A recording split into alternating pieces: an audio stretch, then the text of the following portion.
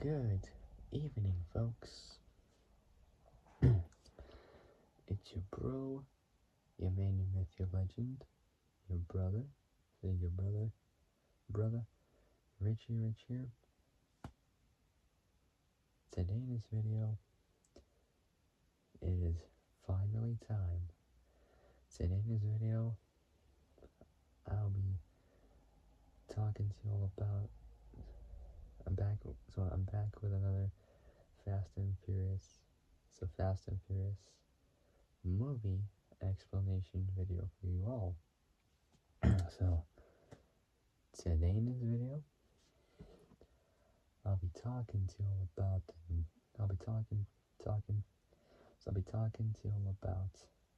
the next installment of the franchise.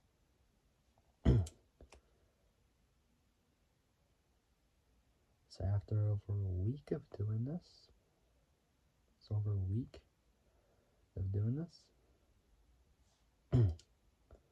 well, possibly a week and a half roughly.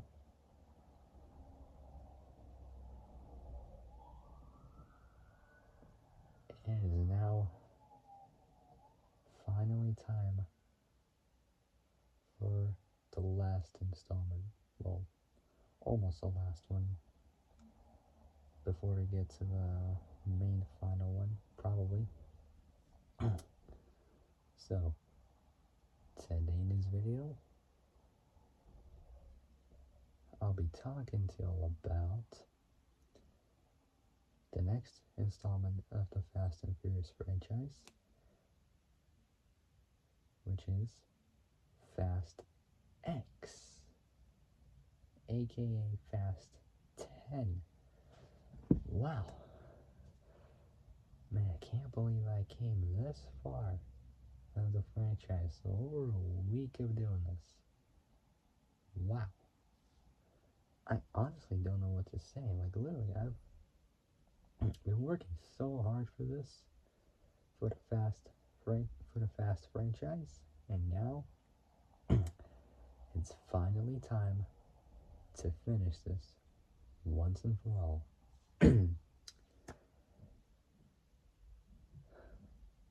Wow.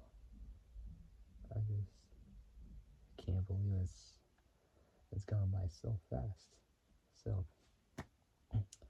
today I'll be talking to you about Fast X, aka Fast 10. So before I start, make sure you all like the video. So like the video. So like the video, subscribe, subscribe, comment down below what you guys think, hit the notification bell, and hit all so you're alerted when I make brand new uploads. Alright. Alright, so without any further ado,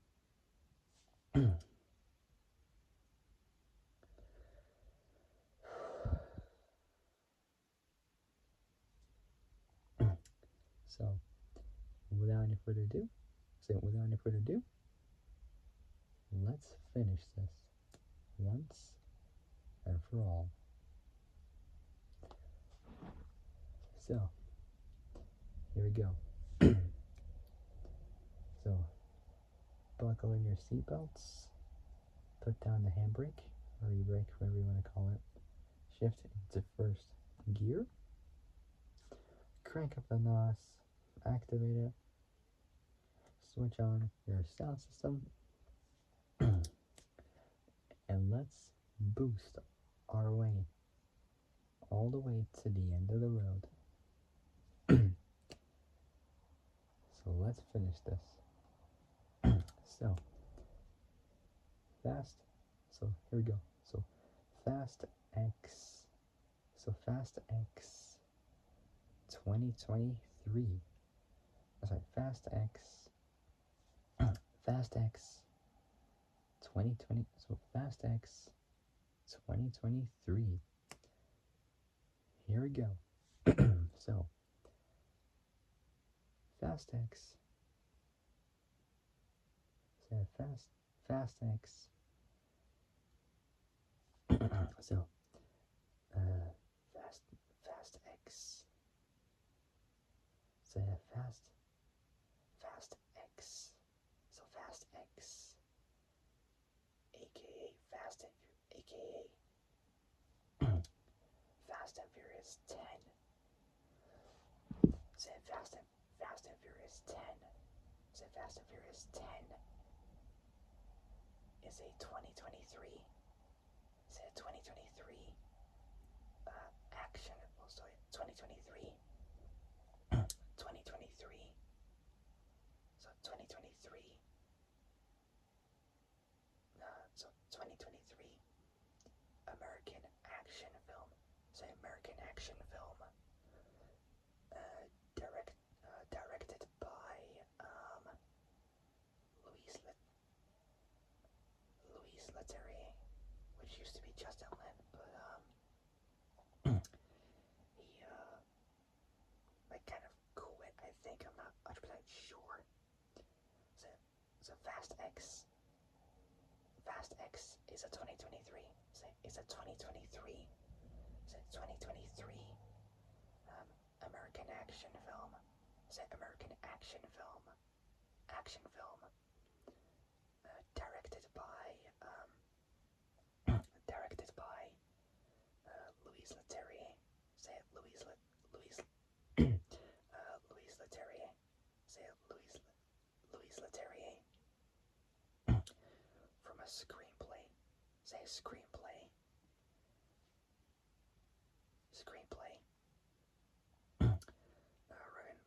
Written by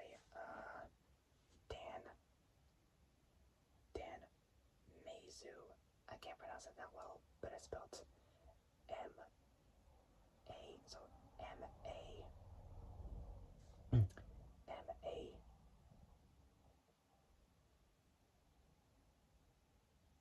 so M, so M-A, it's like saying the word maze.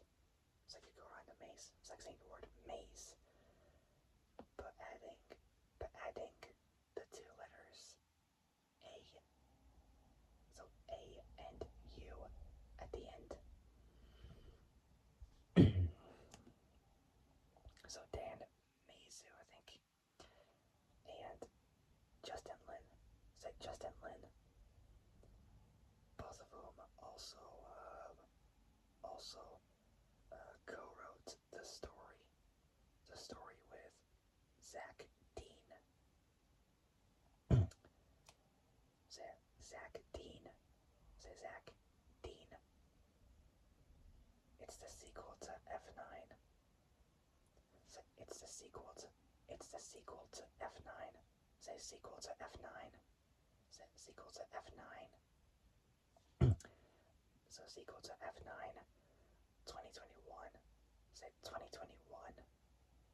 Say 2021. The 10th. That's right. So the 10th main installment. Say main installment. Main installment. Say main installment. And the 11th. That's right. The 11th installment overall. So 11th installment overall. Say overall in the franchise. Say overall in the franchise. That's also including 2019's Hobbs and Shaw. So the 11th installment overall in the franchise. It stars Vin Diesel as Dominic Toretto. Is it Vin Diesel as Dominic Toretto? Is it Dominic Toretto alongside an ensemble cast including Michelle Rodriguez. Is it Michelle Rodriguez? Michelle Rodriguez.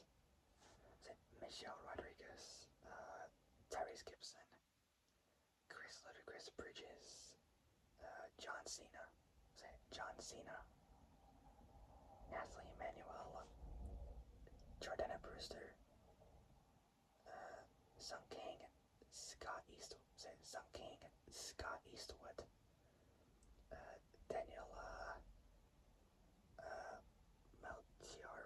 Melchior, I can't pronounce it, but it's spelled M-E-L, so M-E-L,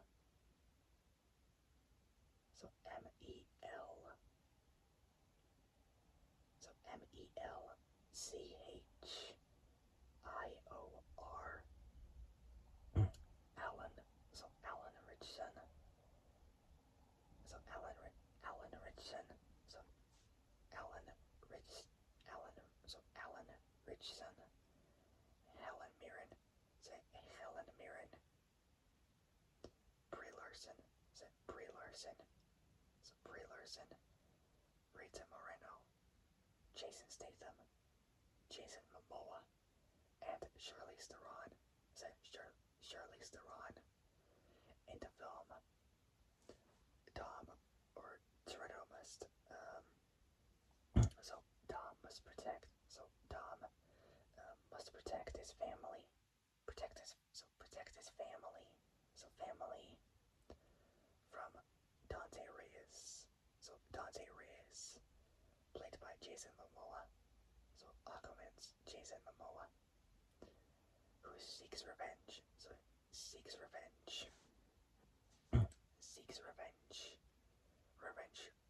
for his father's death, in the capital of Rio de Janeiro, Brazil. So for his father's death and the loss of his family's fortunes. It's like their family's cash that he took and burned in front of Reyes' henchmen.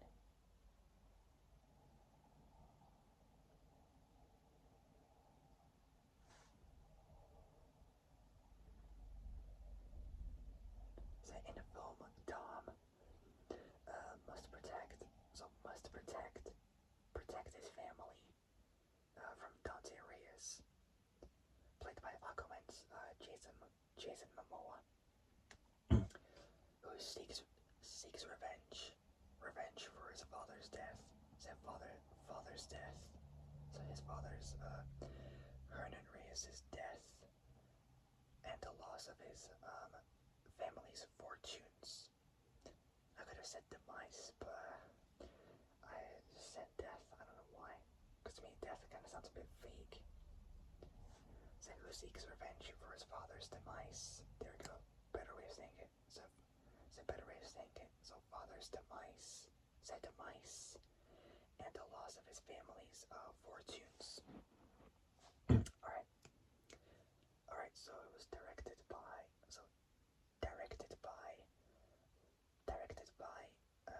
Louise Leterrier.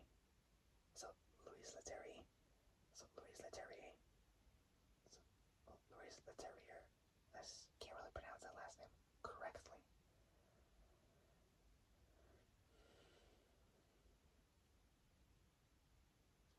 Alright,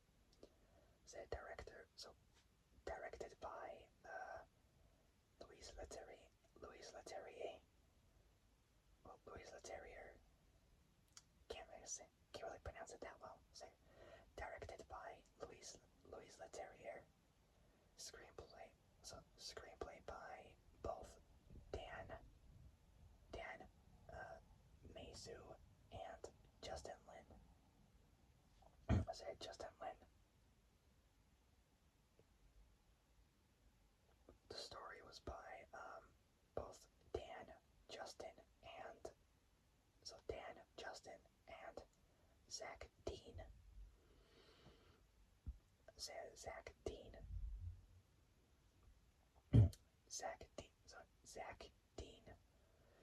Based on characters by Gary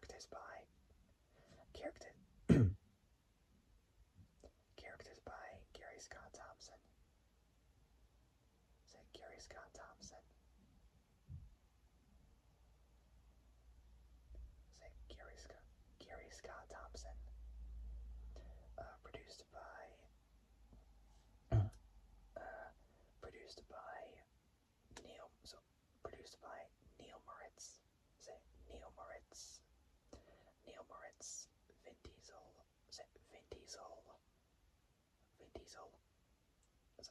Diesel, Jeff Kirsten, Jeff Kirstenbaum. So Jeff Kirstenbaum. I can't pronounce that well. So Kirstenbaum. So Kirstenbaum. Samantha Vincent or Sam Vincent. And Justin Lin. Is that Justin Lin? Justin Lin. Starring, Christ, there's a lot. There's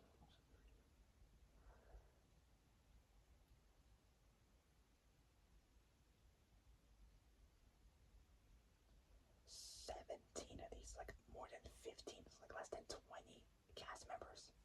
So 20 cast members, like less than that.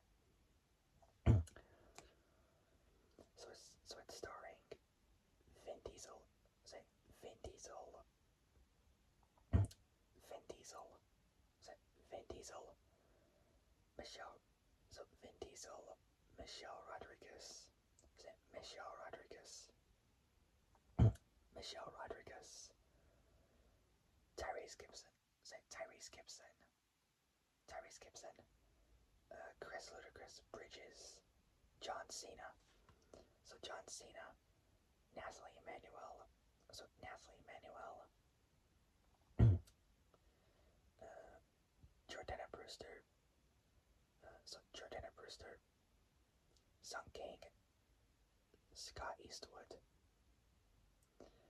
Luis da Silva Jr., the guy who played Diogo from Fast 5 2011.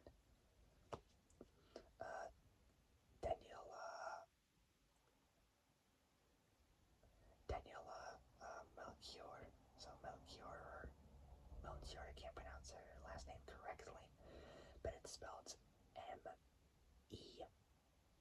So Melchior.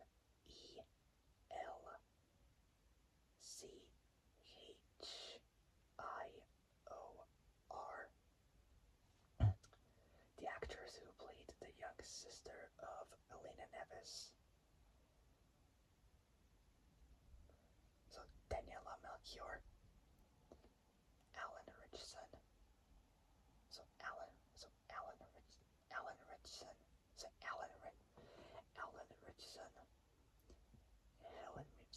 Helen Mirren. Helen Mirren. So Helen Mirren. So Helen Mirren. Helen Mirren. Brie Larson. So Brie Larson. So Brie Larson. Rita Moreno. Jason Statham. So Jason Statham. Aquaman's Jason Statham. Aquaman's Jason Momoa. So Jason Momoa and Charlize Theron. Cinematography was by Stephen F. Linden. Edited by both Dylan Highsmith. So Dylan Highsmith and Kelly Matsumoto. Music by Brian Tyler. So Brian Tyler. Production companies were Universal Pictures Original Film, One Race Films. So One Race Films, Roth / Kirstenbaum Films. So Kirstenbaum Films. Perfect Storm. Perfect Storm Entertainment. So Entertainment and China Co Film. Not China Co Film, sorry. China Film Co. So China Film Co. LTD. Is it LTD? So LTD. Distributed by Universal Pictures. Our release dates were May 2023. The first one was the 12th. So the first one was at the 12th at the Coliseum, which is an elliptical amphitheater in the center of the capital city of Rome in just east of the Roman Forum. Say Roman Forum, and then the last one was on the 19th in the U.S. Say 19th in the U.S. Running time was 100. Running time was 141. So running time was 100. 100. So 100. So 141. 100. So 141. 141 minutes. So 141 minutes. Which that was around. I'll do the math on this. So, that was around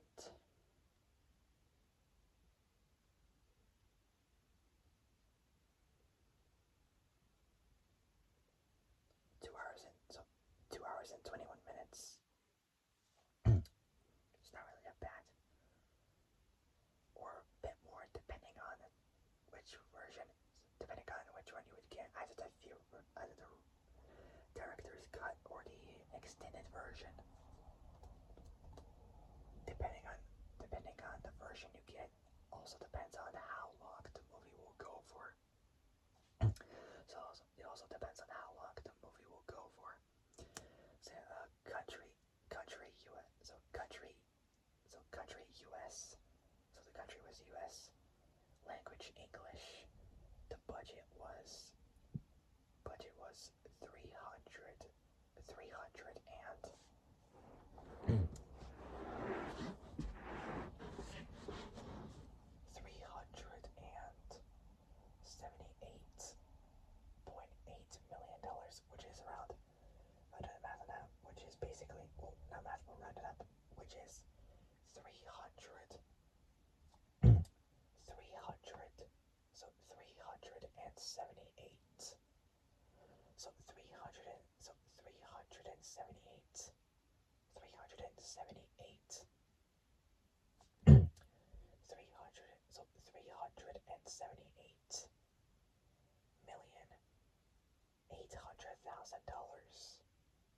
for the budget. The box office, meanwhile, did pretty well, more like way more than the budget. So for box office, box office,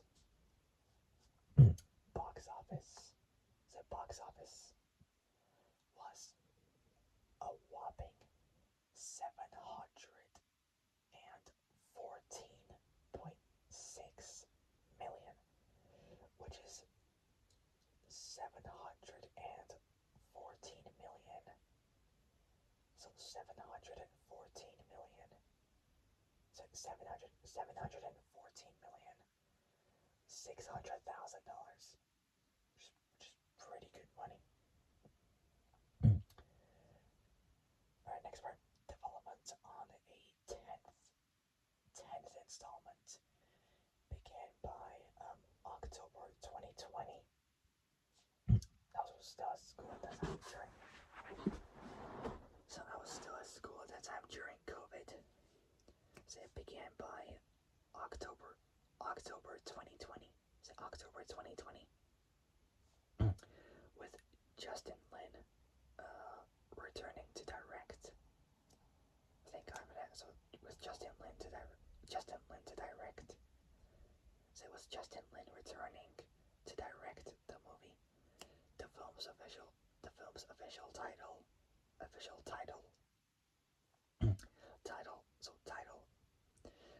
was revealed.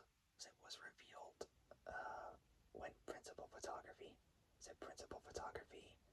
began in April, so like early 2022. So like April 2022. So April 2022. So 2022. So I was still at school for my final year, and like then a couple months after I finished my final year, then I got to college. So college ended that way too early. Then went to work. Then was working. Didn't go so well for the first job. Then second one not so well, and hopefully the third one will possibly work. But I have to get accepted first for jobs and stuff. But we'll want to find out. So yeah, the film's official title. So official official title was revealed when principal photography began in April 2022. So April 2022. Justin left as director. So Justin left um, as director later that month. So later that month, citing creative differences. Though he retained both writing, so writing, writing and producing credits. So producing credits. Say credits. I can't talk. Credits. Louise Leterrier. So Louise was then hired. So then hired as his replacement. A week. So was hired as his replacement. A week later. Say a week later. So a week later, and performed several uncredited, so several uncredited, rewrites, so rewrites to the screenplay, so to the screenplay, say screenplay.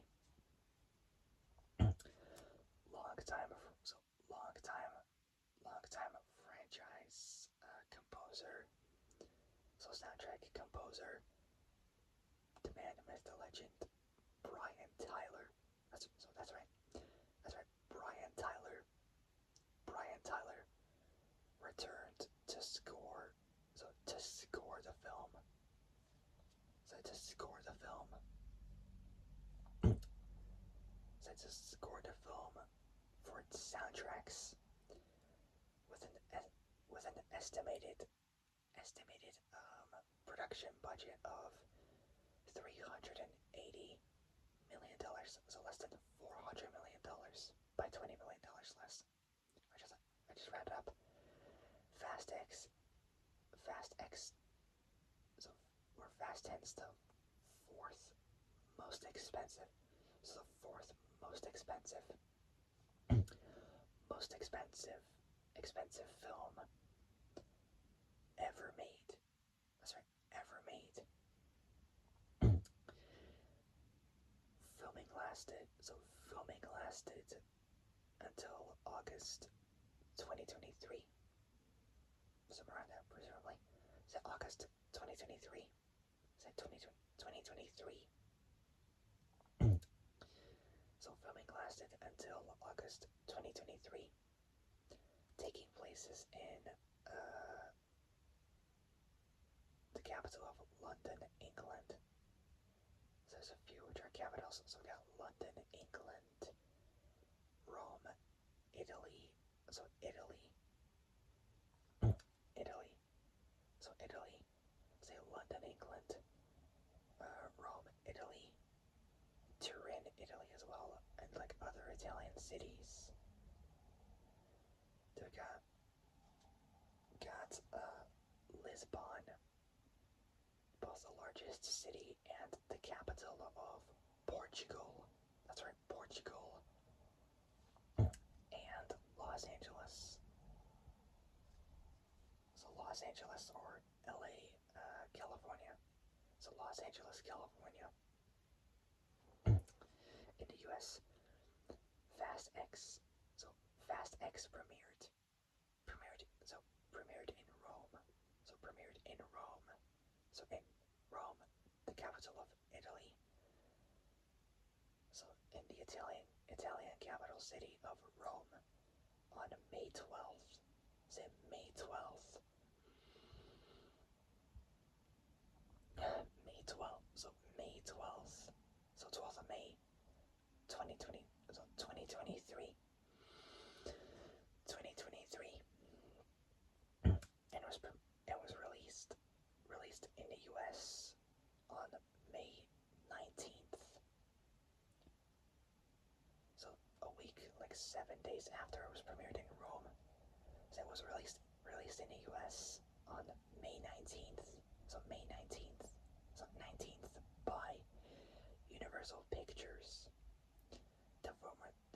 received mixed reviews. So mixed reviews, mixed reviews. So reviews from critics. So from critics with praise for its action sequences, and Momoa's, so Jason Momoa's, Momoa's performance, but criticism, that's right, criticism towards the writing. It grossed it grossed $714.6 million. So 714 million. So 714 million. So 714,600,000 worldwide. So worldwide, becoming the fifth. That's right, the fifth highest. Fifth highest. Was it fifth highest? Highest grossing film of 2023. A sequel that reportedly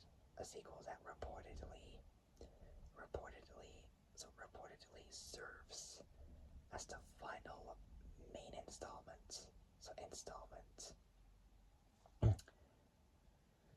So final main installment is in development and is scheduled to be released in 2026. So it's in 2 years. At first I thought it was 2025 next year, but it's gonna be 2020. So 2026.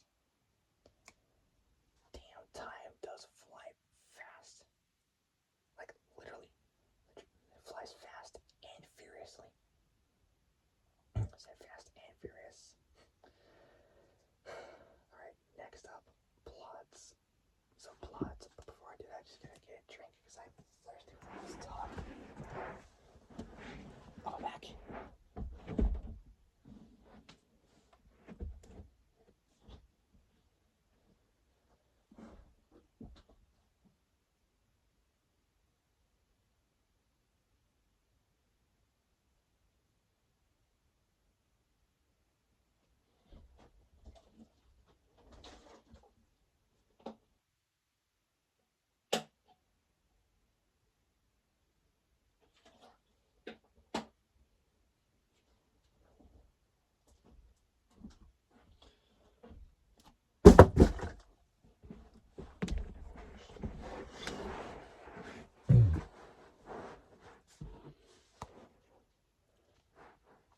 Alright, next up, plot.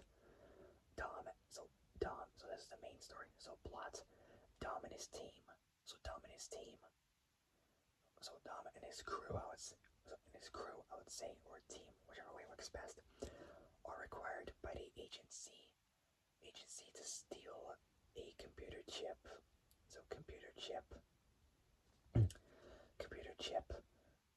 during its transit in Rome. Dom and his wife. So Dom and his wife. So Dom and his wife Letty Ortiz. So Letty Toretto would be better. So Letty. So Letty stays behind with his son Brian, Little B, Marcos, while the rest of the team. So while the rest of the team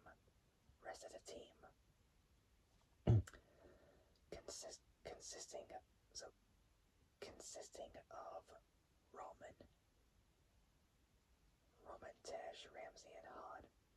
So Roman, Tesh. So Roman, Tesh. So Roman, Tesh, Ramsey. So Roman, Tesh, Ramsey, and Han. So Roman, Tesh, Ramsey, and Han travels to Rome. So travels to Rome. A wounded Cypher. So Cypher arrives. So a wounded Cypher arrives at Dom's house in the middle of the night and informs both him and Letty, so him and Letty, that Dante Reyes Dante Reyes, the son of drug lord Hernan Reyes. So Hernan Reyes has turned her crew against her. So has turned her crew against her and is using them to target Dom. So to target Dom. So to target Dominic as revenge for his father's death. Well, demise. Or passing, whichever way works best. And the loss of his family's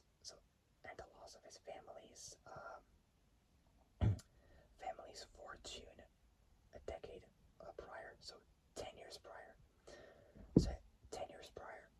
10 years prior. So 10 years prior, the next morning. So the next morning.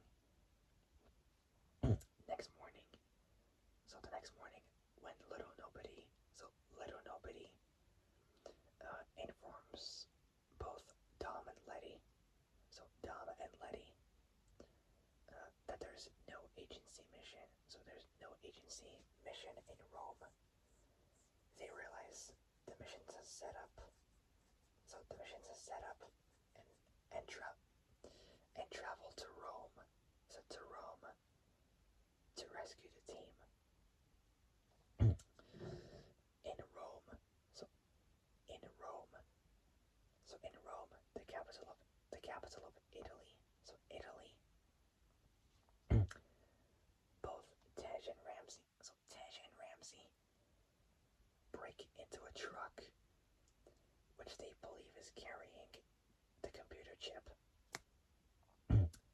However, Dante begins remotely controlling the truck, and both Tej and Ramsey realize that a DM-79, or just DM-79, so DM-79, so DM-79, so DM-79 subnautical neutron mine is in the storage. So is in the storage. Dante activates the bomb.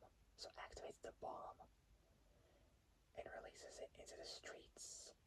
Dom arrives and pushes it into the Tiber River, which is Tiber Rivers. So Tiber, or Tevere in Italian, or Tiberis in Latin, which is the third longest river in Italy. So in Italy, and the longest in central Italy.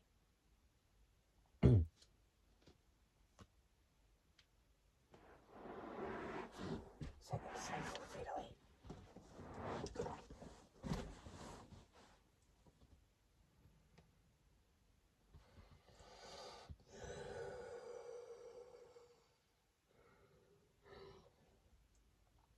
Damn it. I may be tired, but I came this far. I'm not gonna quit. I came this far of the franchise. I'm gonna finish it, even if it kills me throughout the morning. Well, not literally, but it's just a saying, like an expression. Like it kills me of tiredness. Like kills me with tiredness. So I'm not gonna quit. I'm gonna push myself to do it. Literally. Whatever it takes, no matter the cost. So let's do it. Dante activates. So Dante activates. So Dante activates the bomb and releases it into the streets. So into the streets.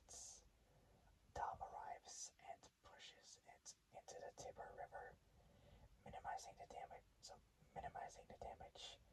But Letty's arrested by the cops, so by the Italian 5 or the Italian police, or Italian polizia, or polizia. So Italian polizia, something like that. So something like something like that. I think that's how you say it in Italian. Polizia for police in Italian. Not too sure. My Italian's not that good at all. So polizia, I think. Agent Ames. So Ames. The agencies.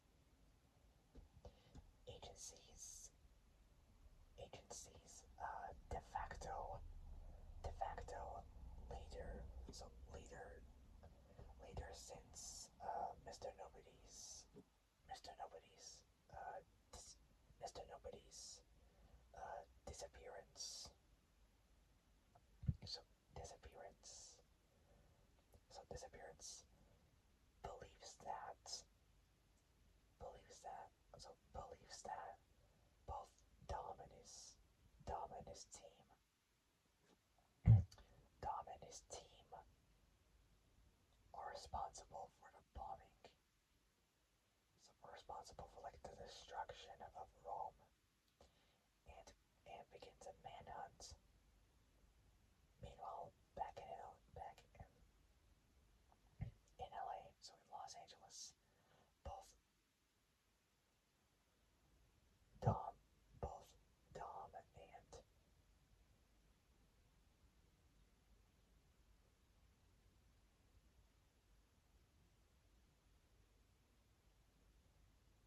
so meanwhile in LA,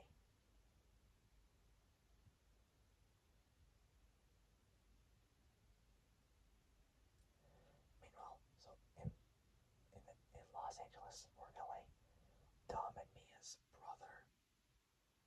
So both Dom and Mia's brother.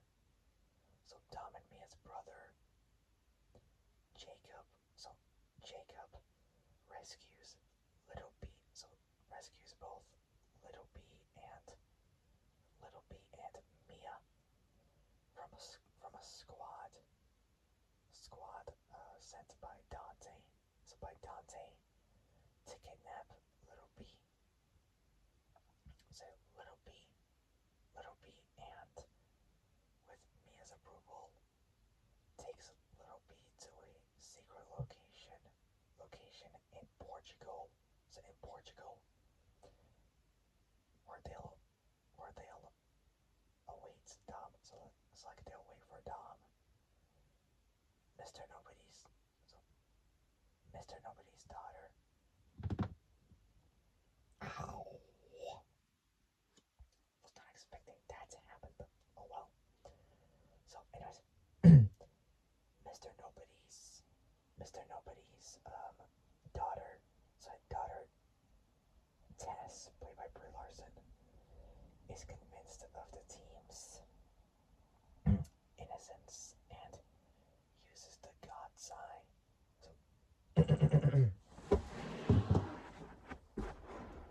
So, God's Eye. God's Eye to find Dom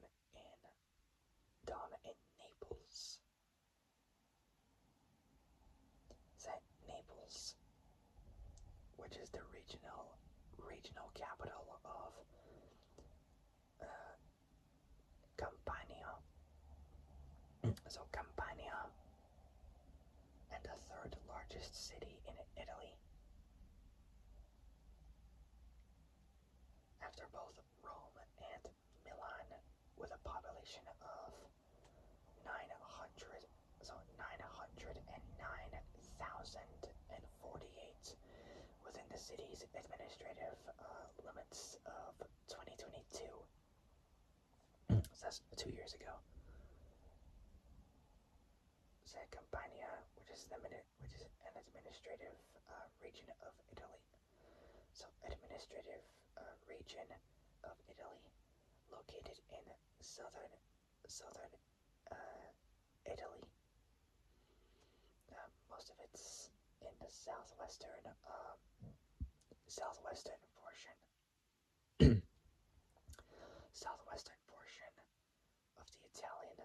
peninsula. So Italian,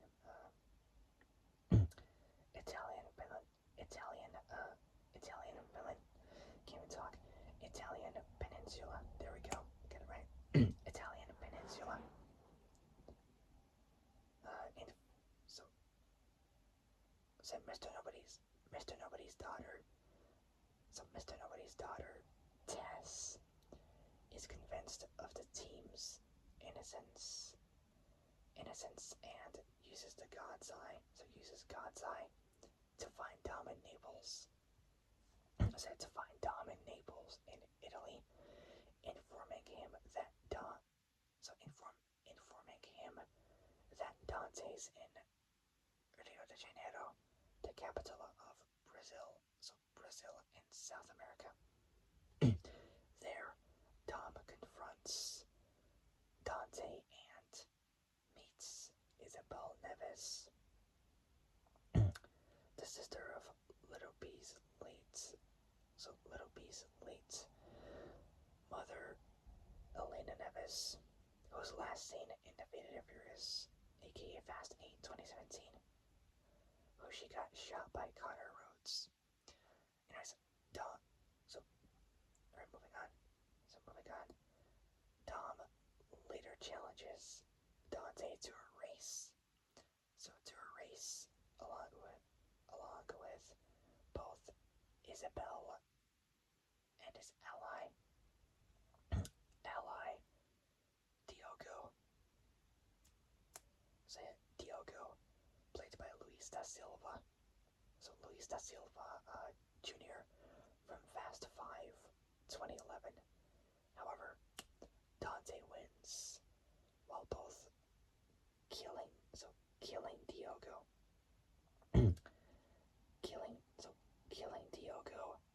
killing Diogo and injuring is so killing Diogo to death and killing Diogo and injuring Isabel. So Isabel. Not sure if Diogo might return to the next installment. I highly doubt it. So both killing Diogo and injuring Isabel. Tess visits Letty. So Tess visits Letty at the black sites. So black sites. And currently wounds her to send her to the prison's treatment center, where Letty meets Cypher.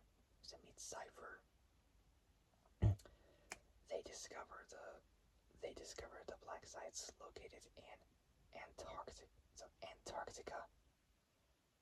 Jesus, like literally in Antarctica. That's freezing. I wonder how cold Antarctica is.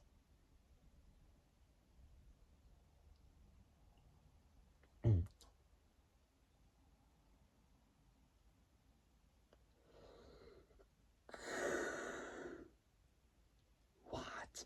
It holds the record for the lowest measured temperature on Earth, minus 89.2, so like minus 90 degrees. What? That's crazy. This is minus 128.6 degrees Fahrenheit, almost like right up, like minus 130 degrees Fahrenheit. That is crazy. That's frostbite territory. Like, what? Like, that's just crazy.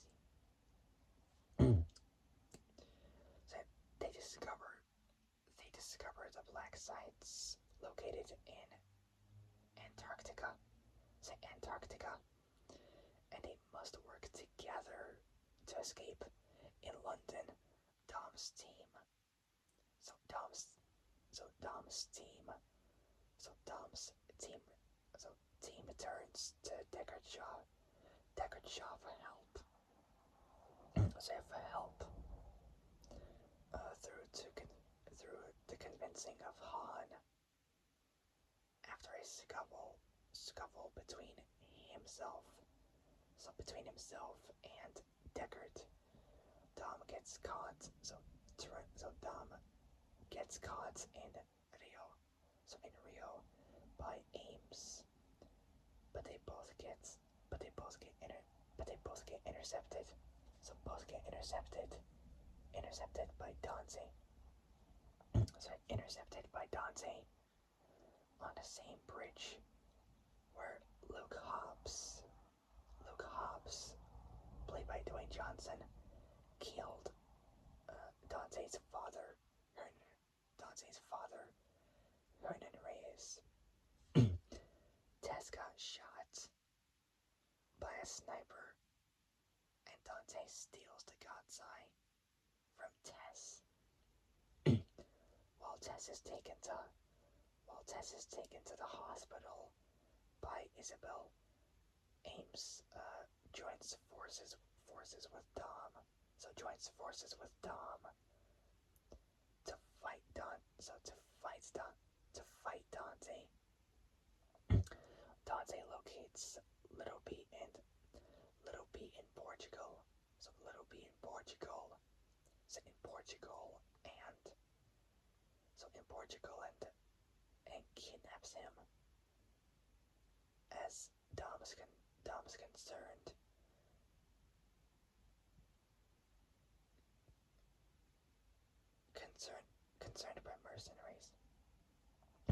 Concerned by mercenaries. Jacob sacrifices himself. So Jacob sacrifices himself to wipe them all out, allowing Dom to rescue Little B. Dante again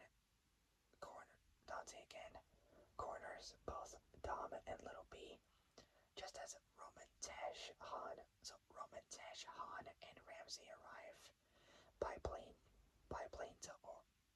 to aid Dom. Realizing too late, Dom orders Roman to turn the plane around. Because it was a trap. But Ames revealed to be a double agent, so a twin agent. So twin agent working with Dante shoots down the plane with a cannon, presumably.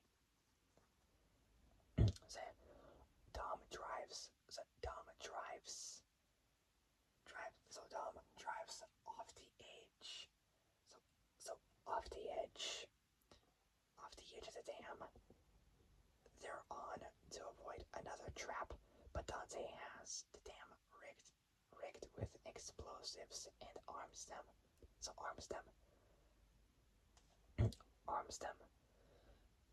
intending to kill both Dom and Little B. In Antarctica, Giselle Yashar, who's presumed dead, emerges from a submarine to rescue both Letty and Cypher.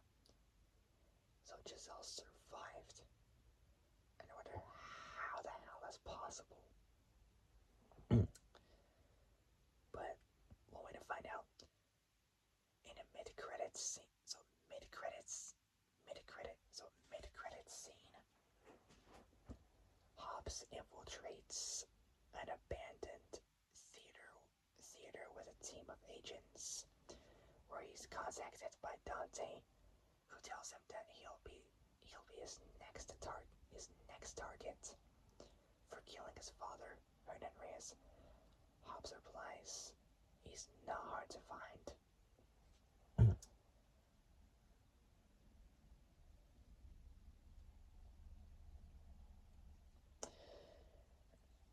And literally,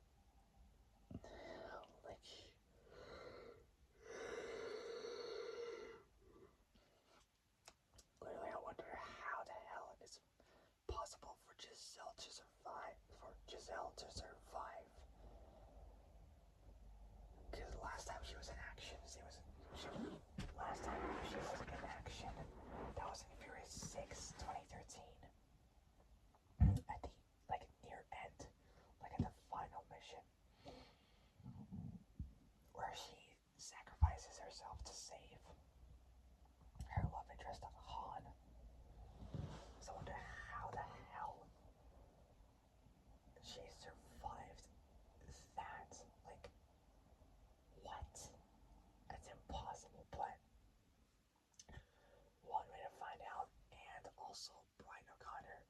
returning, like, with his family in action to stop Dante Reyes once and for all, and Hobbs is returning again to the franchise.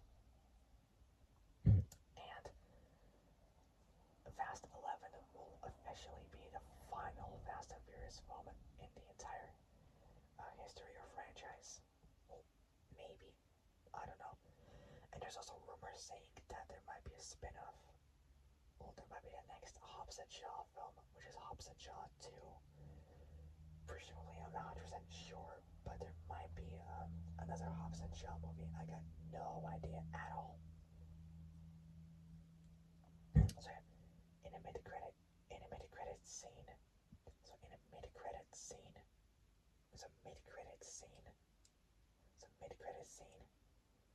Hobbs infiltrates an abandoned theater with a team. So the theater with a team of agents where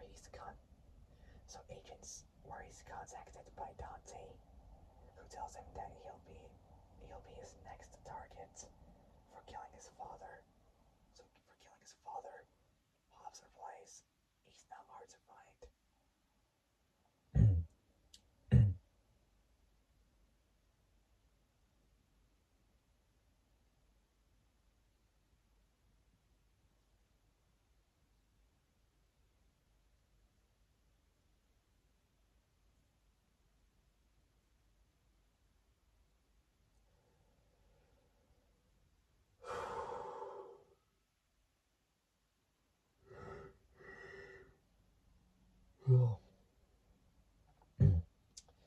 Alright, next up we got is cast. So it's pretty easy.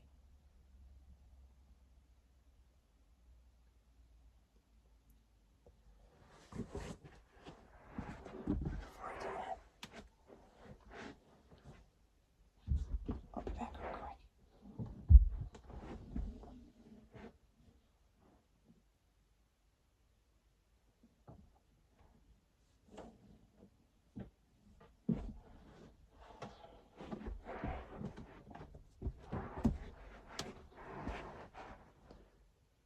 Alright, so next up, cast.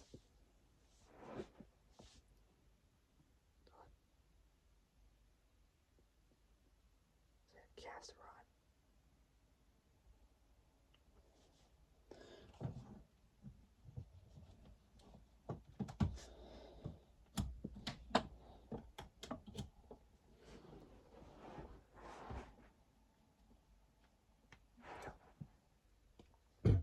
Alright, next up, cast.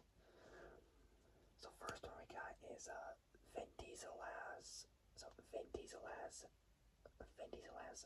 Dominic Toretto, a former criminal and pro street racer. So pro street racer who's both retired and settled down with his wife Letty Ortiz and his son Brian Marcos. In an interview,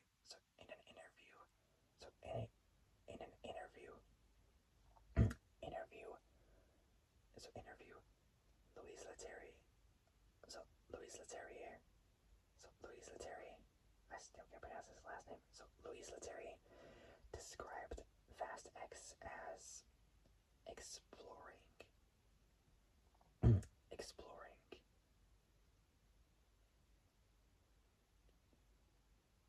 So exploring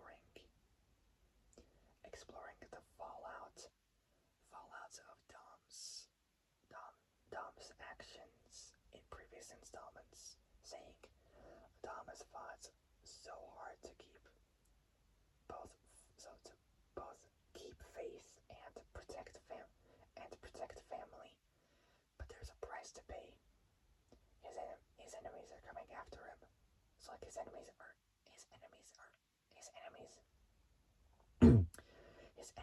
after him. I keep screwing up the words so much. I'm just so tired of it. I want to end it there, but I'm not gonna quit. I'm gonna finish this. I promise myself I'm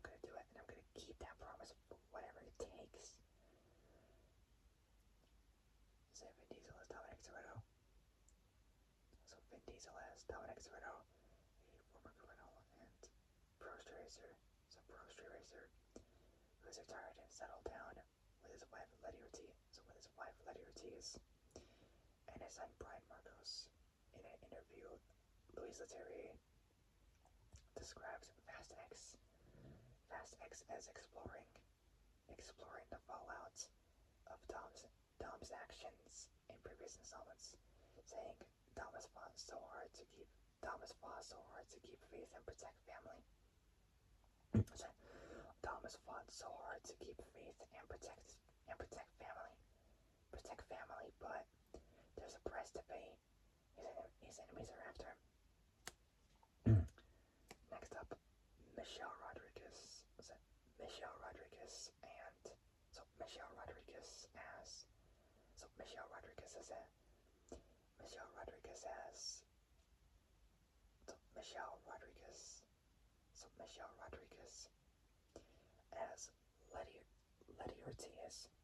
Letty Ortiz. Dom's Dom's wife. Dom's wife and both a former criminal and pro street racer. Street racer. Next up, Tyrese Gibson. Tyrese Gibson as Roman Pierce, an ex-habitual offender, expert street racer, and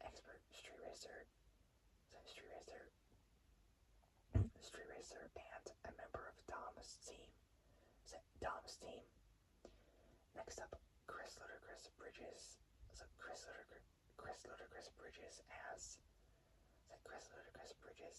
As Tesh Parker, a tag expert, mechanic, and a member of Dom's team. Next up,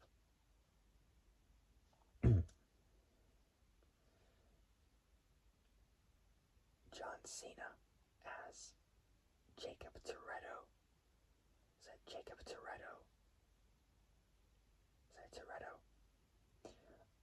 Both Dom and Mia's brother. Brother and a master thief. Assassin, and high performance driver. Who once worked as an agent for Mr. Nobody. He has since reformed into a kinder person. Sharing a loving relationship with his nephew, Little Brian, or B, presumably, or just Little B in particular, or in general. Alright, next one is Nathalie Manuel. Nathalie Manuel as Ramsey, a computer activist, and a member of Dom's team.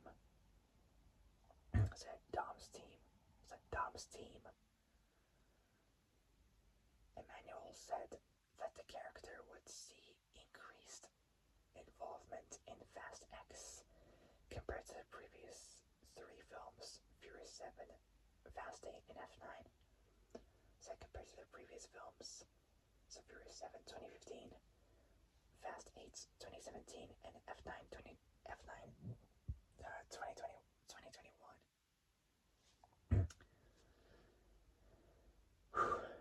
Next up, Jordana Brewster.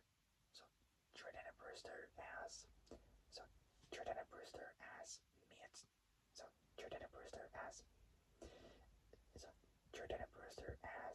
Mia Toretto. Both Dom and Jacob's sister, and a member of Dom's team, who has two children with her partner, so her husband, Brian O'Connor. Who was only seen in flashback sequences of Fast 5 2011 for Fast X 2023, but he's returning to the franchise. So returning to Fast X Part is Fast 11, but he'll be having a much bigger role than before. So can't wait to see that. Hopefully it'll work. So fingers crossed. Hopefully this will work. Alright. Alright. Next up we got Sung Kang as Han Lu, an expert drifter and drifter and mechanic. Not mechanic, sorry. Drifter and member of Dom's team, who previously faked his death during a covert operation. So covert operation for Mr. Nobody.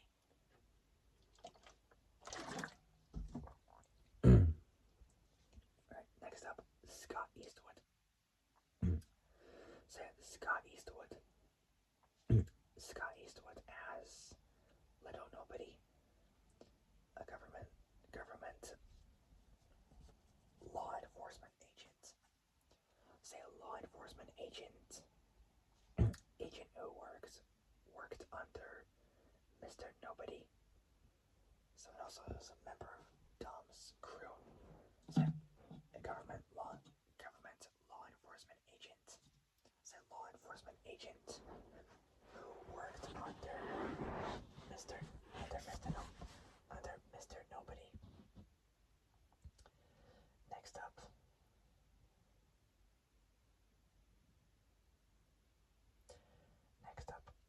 Daniela Melchior. I can't pronounce her last name correctly. So Daniela Melchior, or Melchior, I can't pronounce that well, as Isabel Neves. Both a Brazilian street racer. So street racer, and a sister of Dom's former girlfriend, and Little B's, so Little Brian's mother, Elena Neves. Say Elena Neves. So Elena Neves. Next up, Alan Richardson. So Alan Richardson as Ames, the new leader. So new leader of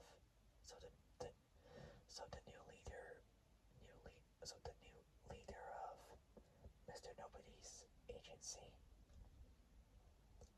who's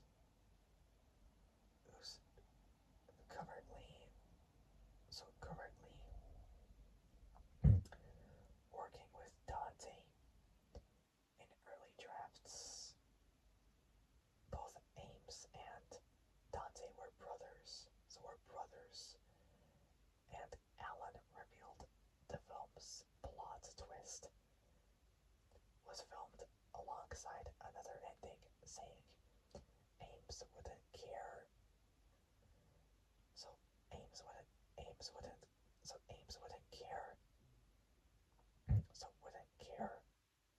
Wouldn't care if he's evil, if his methods made him feel like he was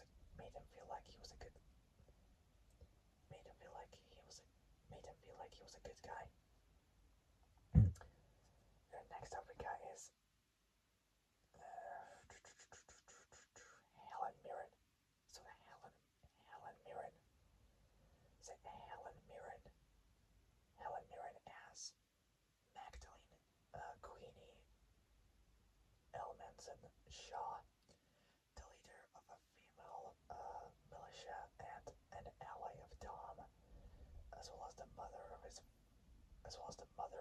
former enemies, which are her sons, both Deckard and Owen Shaw.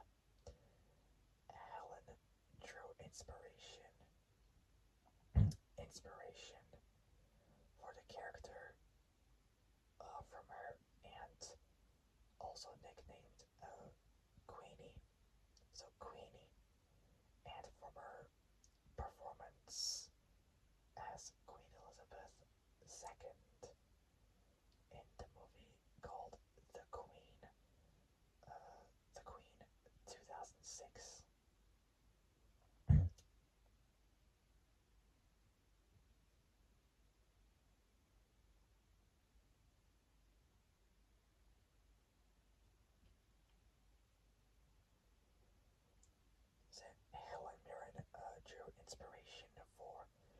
inspiration for the character for her aunt, also nicknamed Queenie, and from her performance as Queen Elizabeth II in the movie called The Queen 2006.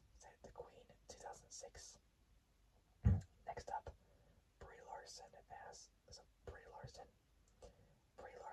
as Tess, Mr. Nobody's daughter, daughter,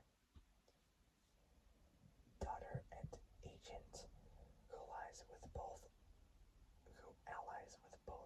Dominus Crew. Dominus Crew. Dominus Crew. According to Vin, Brie Larson drew inspiration from his daughter Pauline for the character. So for those that don't know where the name Pauline was from, Vin Diesel named his daughter after his brother-in-law Paul Walker, who passed away on November 30th, 2013. Rest in peace, Paul. So according to Vin, Brie drew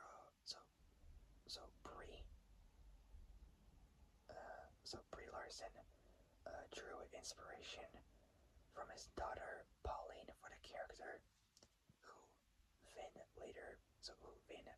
once named her after his brother-in-law and which is also his friend Paul Walker. Rest in peace. So Pauline for the character. There we got Rita Moreno. Rita Moreno. Rita Moreno. Rita Moreno as Abuelita Toretto. Abuelita Toretto, Dom, Jacob, and Mia's paternal grandmother. There we go. Next up, Jason Statham as Deckard Shaw, a former opponent of both Dom and his team, who became an ally. Who became an ally and new member after saving his son, Deckard's younger brother Owen. Deckard's younger brother Owen was hospitalized working for Cypher. Working for Cypher.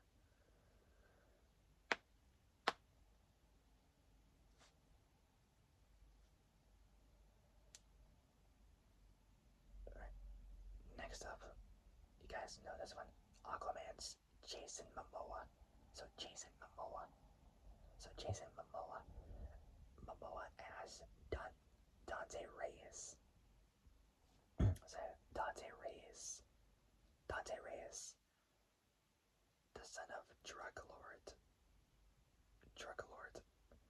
Hernan Reyes, who he was played by Joaquim de Almeida, seeking revenge against both Dominus Crew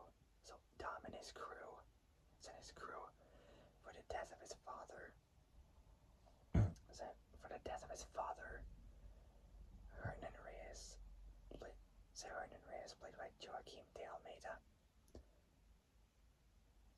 seeking revenge against Dominus Crew for the death of his father and the loss of his family's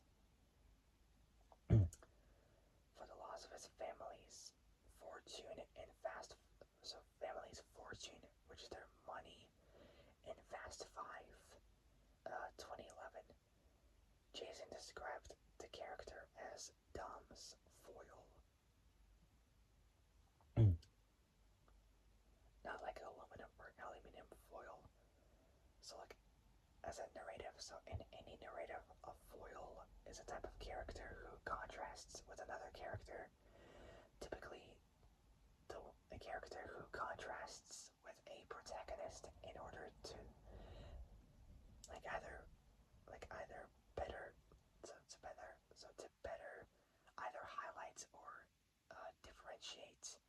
certain qualities of the protagonist. A foil to the protagonist may also be the antagonist of the plot. So, antagonist of the plot.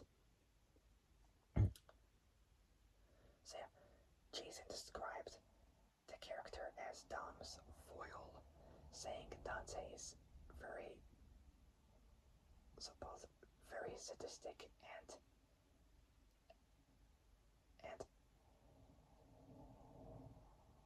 so androgynous, and he's a bit of a peacock. He's got a lot of issues. He's definitely got some daddy issues. So issues with his father. Well, issues like that. His father's gone. Jason expressed a desire, a desire to play against type. It's like typecast,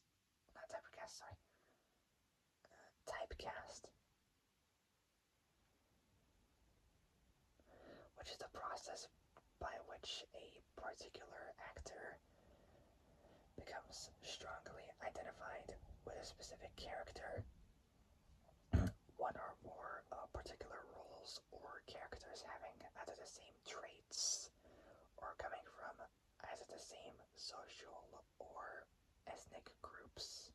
So Jason expressed a desire to play against type when portraying Dante, taking on a less macho character, and he performed his own stunts for the film. Next up, Charlize Theron. So Charlize Theron as Cypher,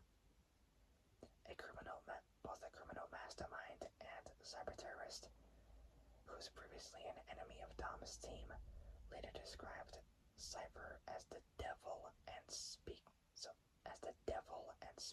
on her dynamic with Dante. Louise said, "There's bad news, but one's more afraid than the other. One's worse news than the other." Not sure if Cypher is gonna join Toretto's crew as a friend or still gonna be an enemy. I'm not 100% sure, but we'll wait to find out for the last installment.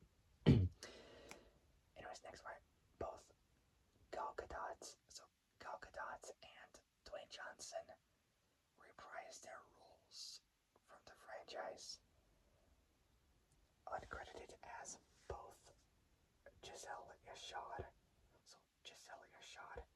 and Luke Hobbs. Luke Hobbs. Say Luke Hobbs. Almost said Luke Evans, but he played one shot. Said as both Giselle Yashad and Luke Hobbs. Said Giselle Yashad and Luke Hobbs during both the final scene and mid-credit scene, respectively. Joaquim de Almeida reprises his role as Hernan Reyes, a ruthless drug lord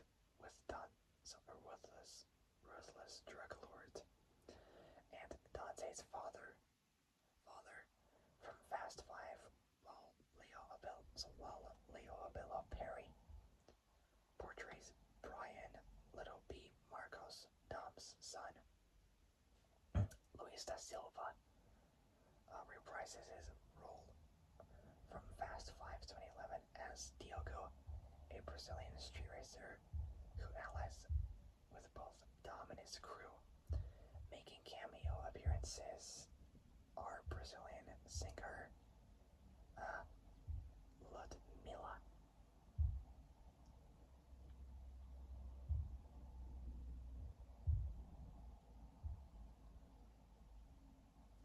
So, Ludmilla, who's the singer, her full name is Ludmilla.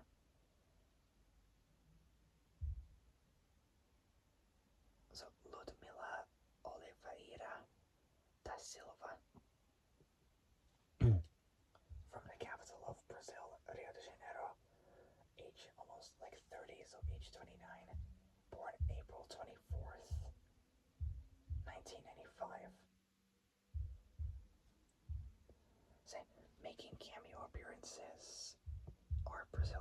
singer Ludmilla as a race starter in Rio de Janeiro. So Rio de Janeiro, the capital of Brazil. Pete Davidson.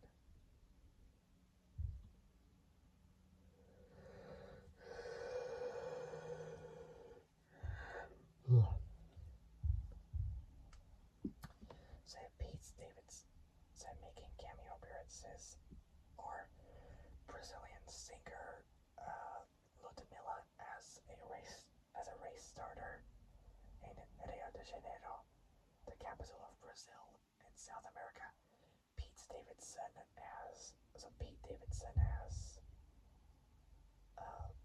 Bowie, a friend of Ramsey. Say a friend of Ramsey. Then Paul Walker's daughter.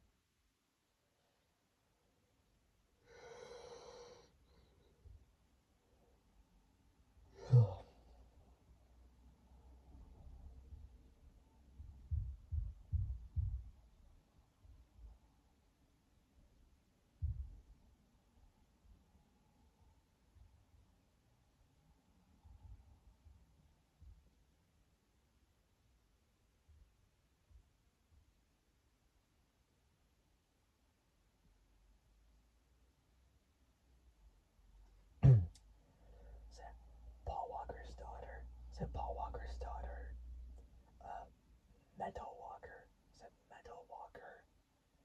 as a flight attendant, helping Jacob and married couple Debbie Ryan. So Debbie Ryan and Josh Dunn.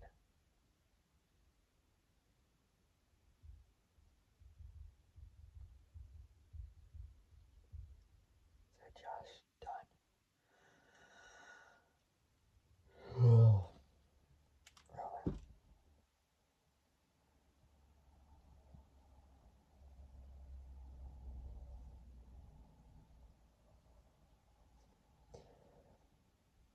So married couple, both Debbie Ryan and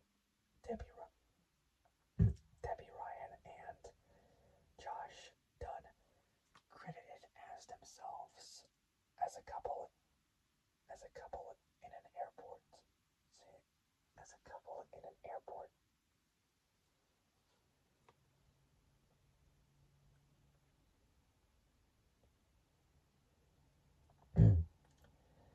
Alright, next up is production.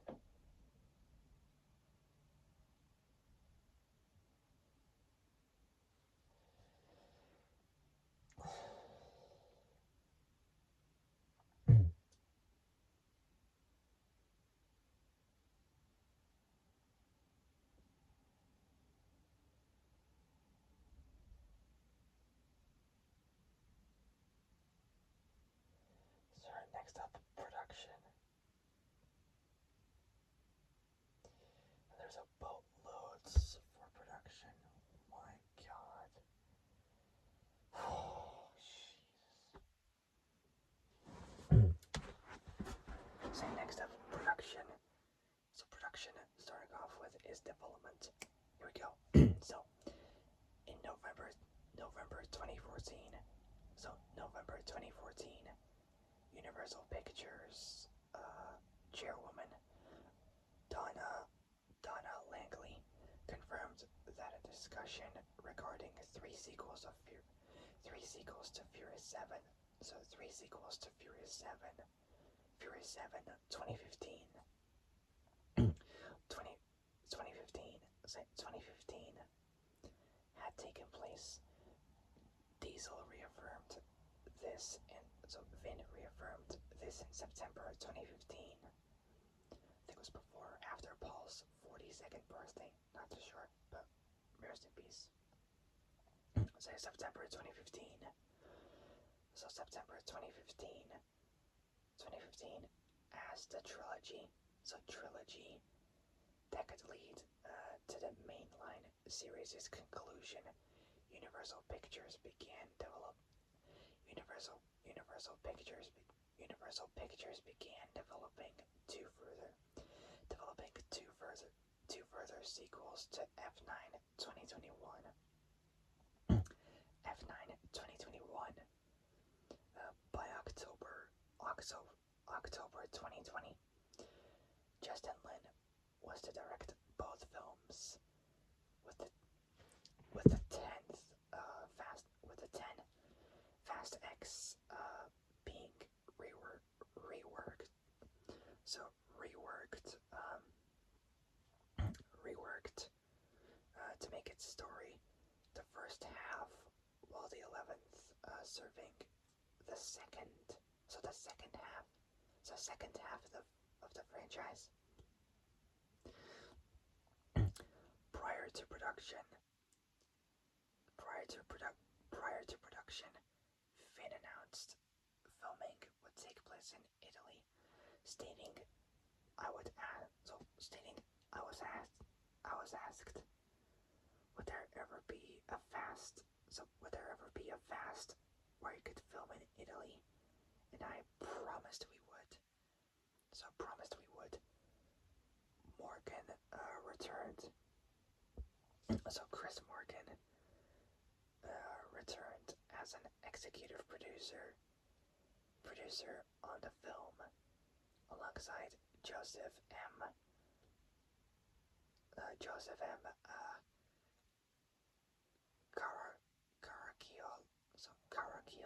Caracciolo Jr., David Kane, so David Kane, Amanda Lewis, and Mark Bomback. So Mark Bomback in an interview. So in an interview with Collider. So interview with Collider. So in an interview with Collider, Universal Pictures producer Kelly McCormick. So Kelly McCormick stated the impact of COVID-19. Said COVID-19 and the production schedules of our interfering projects like Fast X and its sequel caused delays in developing the sequel to Hobbs and Shaw 2019, filming in Turin in northern Italy required the film commission Torino Piemonte, or Torino Piemonte, so Toria, not Toria, sorry, Torino, so Torino Piemonte, so Torino Piemonte,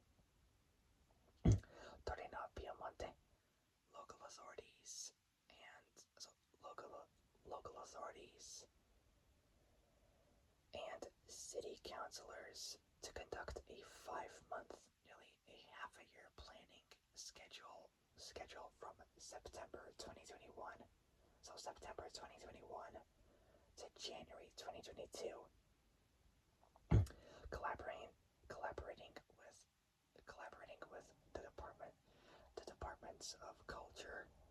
So the departments of culture to the departments of culture to coordinate the city's major events. Major events, roads and transports, public and security around filming requirements. Such planning included managing overflight of both drones and limitations on circulation made necessary for both the management and safety of the set. Next up, writing.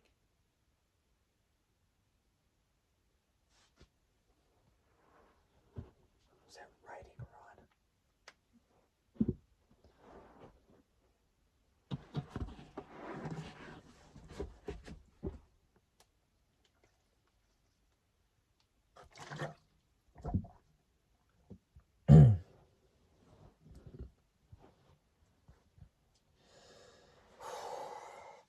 So tired. But again, not gonna quit. I'm gonna push myself to finish this. So let's do it. Alright, next part. Writing by April 2022. So April 2020. So April 2022. So that was like 2 years ago. So April 2022. A new screenplay draft. So screenplay draft. So screenplay draft was written by both Justin Lin. So written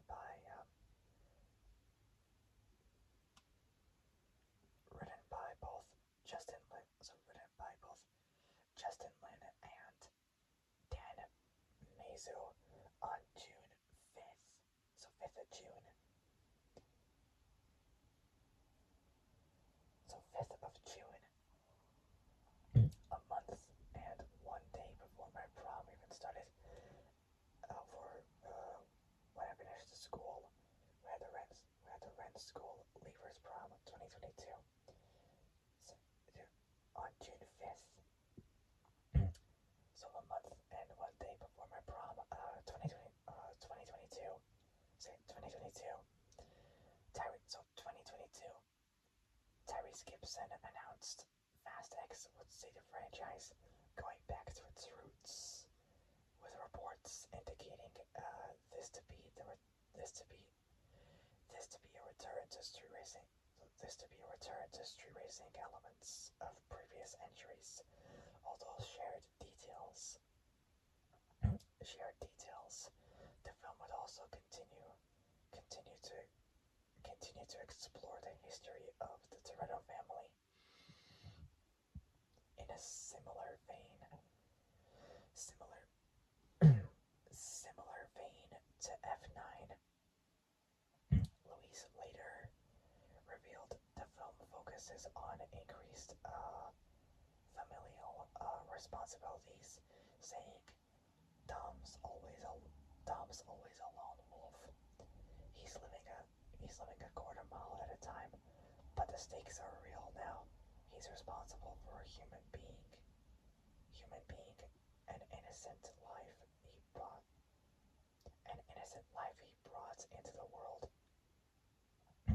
During an August 2022 interview, so during an August 2022, so 2022, what? So during an August 2022 interview with comic book Nathalie Manuel said the stakes are higher.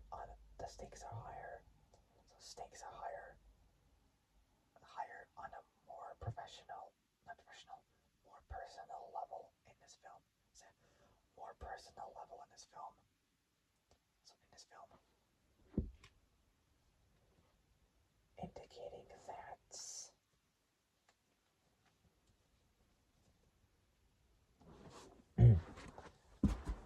cleaning my glasses.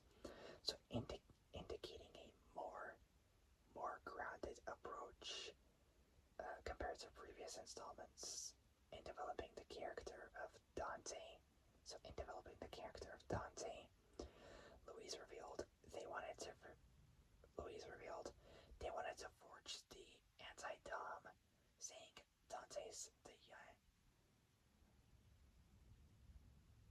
So Dante is the yang of Dom's yin, the antichrist of his Christ. So of his Christ, and wanted to. So not sure what that really means. So antichrist of his Christ. Don't know what that means. Like if it makes any sense. But anyways, and wanted to give Dante clear motivation with Dom's role in Dante's origin story, noting their strong ties with both with both Dante and Dom, and this is what makes an amazing villain. And this is what makes an amazing villain because you understand why they became this and their motivations. Luis noted Larson's character as always. Well, Larson's character as also being influenced by the generational legacy of the characters, saying everybody in the franchise has a different point of view, so different POV on both Dom and his own influence on their lives, and that's how she fits in.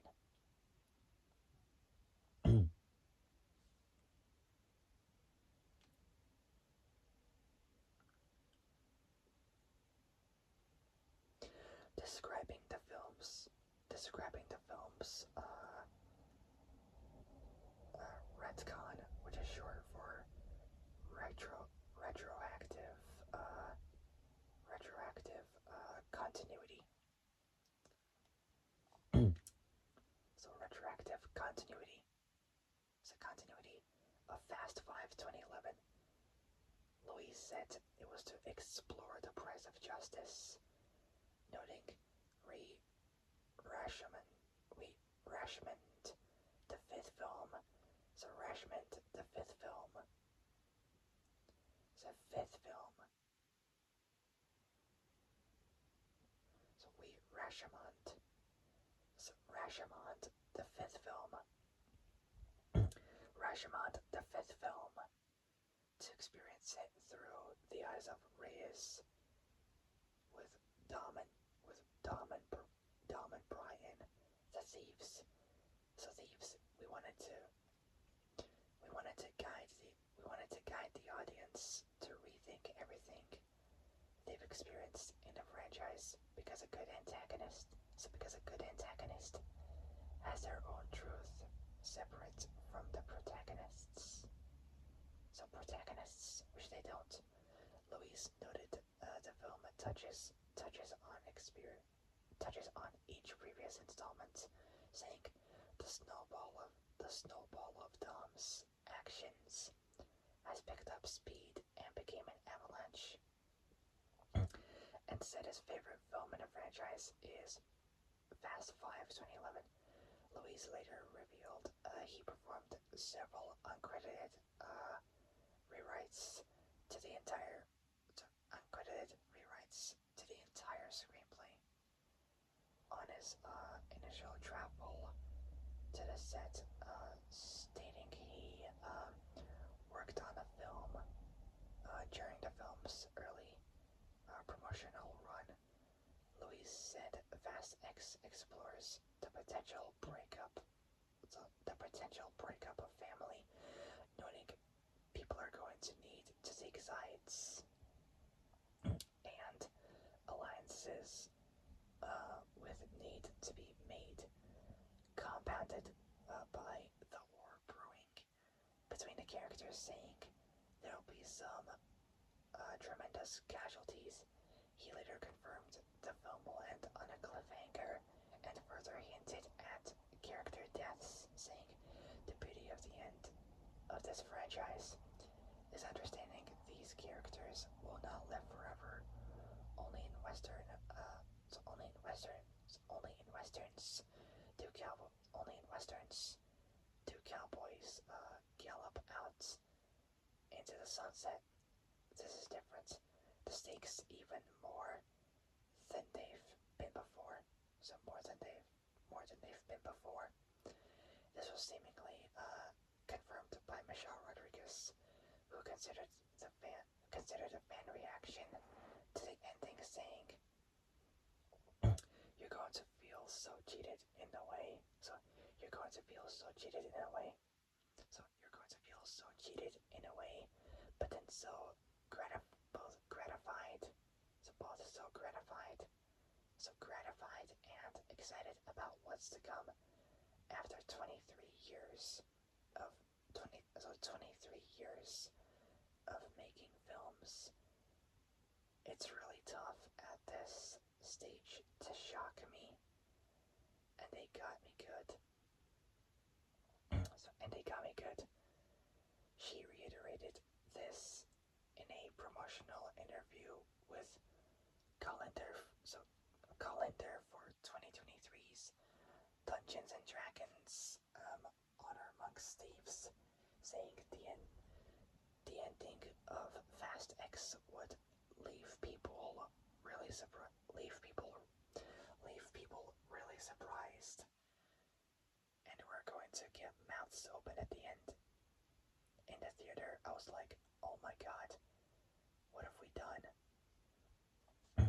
As one of his early ideas, Louis, as one of his early ideas, Louise considered to have Jacob killed off during.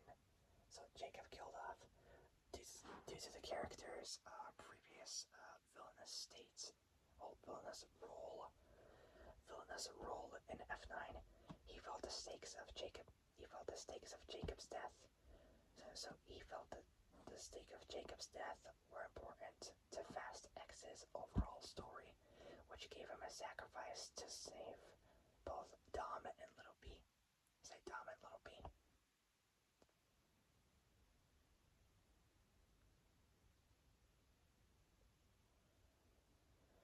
Oh, God.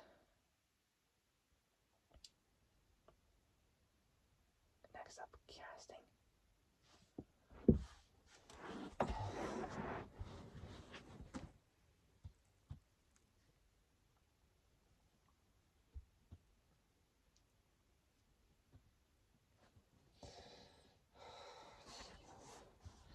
Christ.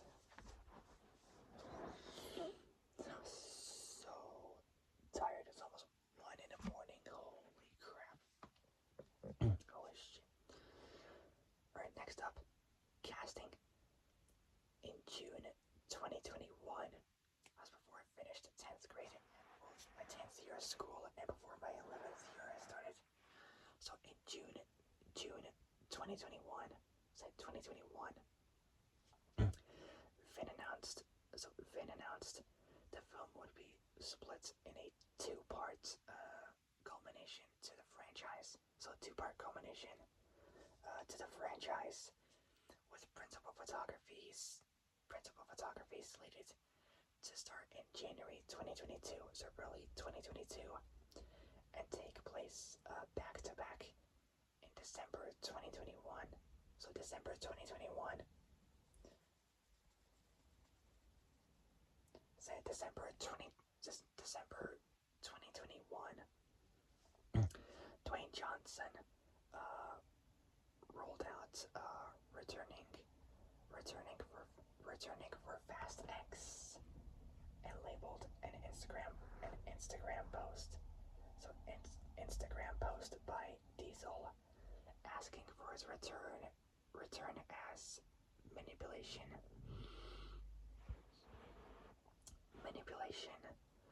So manipulation with publications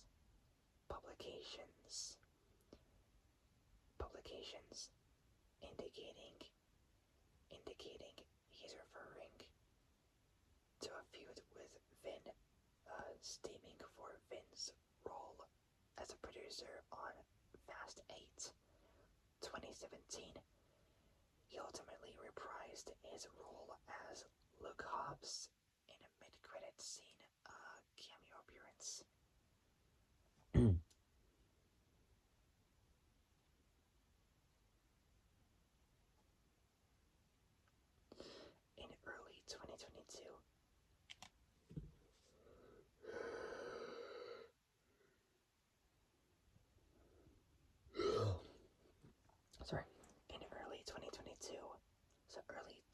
2022. So 2022, Jason Momoa was cast. So Jason Momoa was cast as Dante the villain, while Daniela Melchior, Brie Larson. There we go. Sorry, Brie Larson and Alan Richardson joined the cast by April 2022. So yeah, in early, hold on, so yeah, in December 2021, Dwayne ruled out returning for Fast X and labeled an Instagram post by Vin asking for his return as manipulation with publications indicating he's referring to a feud with Vin, stemming from Vin's role as a producer on Fast 8 2017. He ultimately reprised his role as Luke Hobbs in a mid-credits scene cameo appearance. In early 2022, Jason Momoa was cast as Dante the villain, with Daniela Melchior, Brie Larson, and Alan Richardson.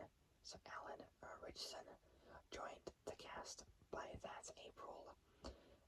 Keanu Reeves, who he's playing Shadow, who he'll be playing as Shadow Warrior or Project Shadow. So Project Shadow in the next Sonic film, which will be Sonic 3. So Keanu Reeves, which I believe the movie will be released this December 2024 or 2025. I'm not 100% sure, but possibly one of the two. Can't wait. So yeah, can't wait. Keanu Reeves. Keanu Reeves.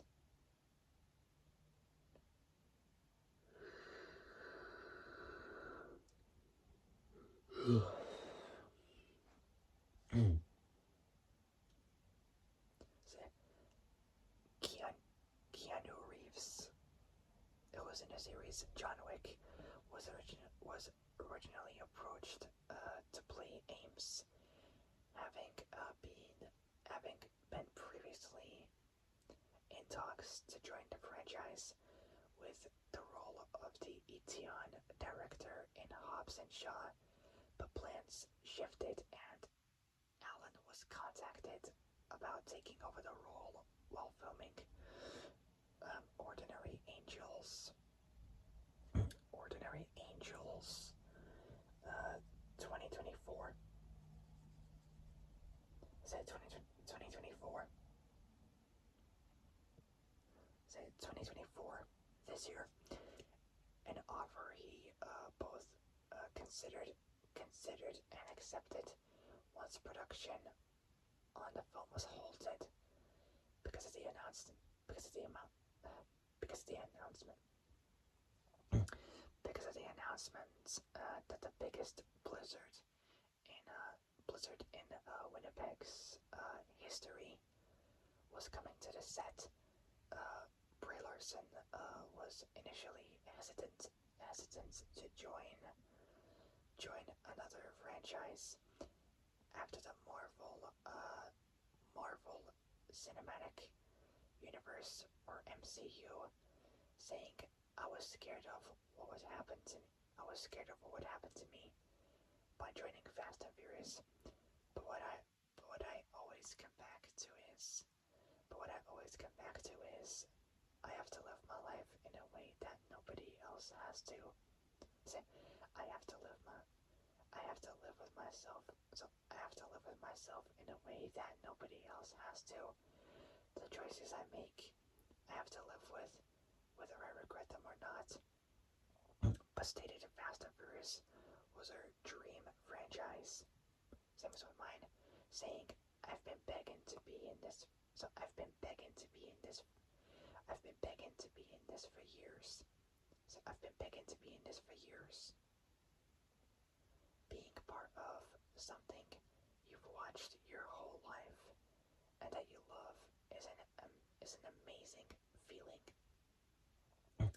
In a March 2023, so 2023, um, so 2023 interview with Total Film, Brie Larson. So Brie revealed she would portray Tess, the daughter of government agent and covert operations team leader, Mr. Nobody. She described Tess as a bridge, saying she doesn't go along with the agency. She believes in the legacy her father set up, standing with both Dom and the Toretto family. So both Dom and the Toretto family. Describing Jason Momoa's edition.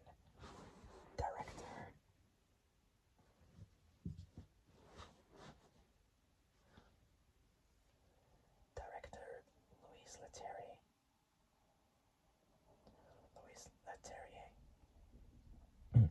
said Dante's an incredible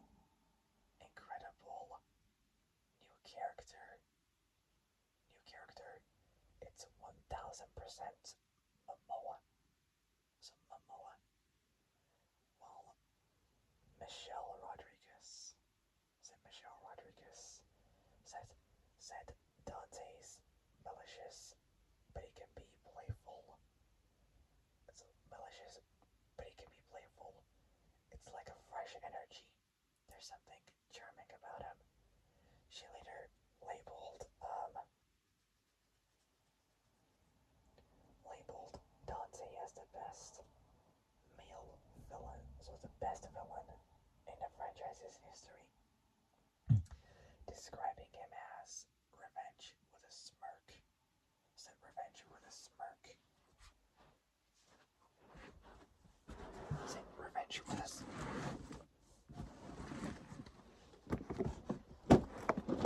revenge with a smirk. Said with a smirk. After being cast, Momoa was initially apprehensive over filming conditions due to reports of conflict on set between both Vin and Justin, so Vin Diesel and Justin Lin, and said he accepted the role.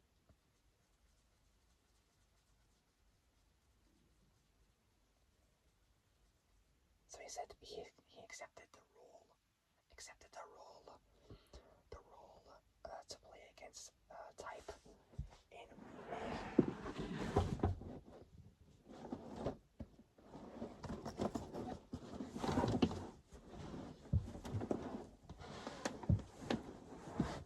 So in May, in that position, it was just like spine shattering.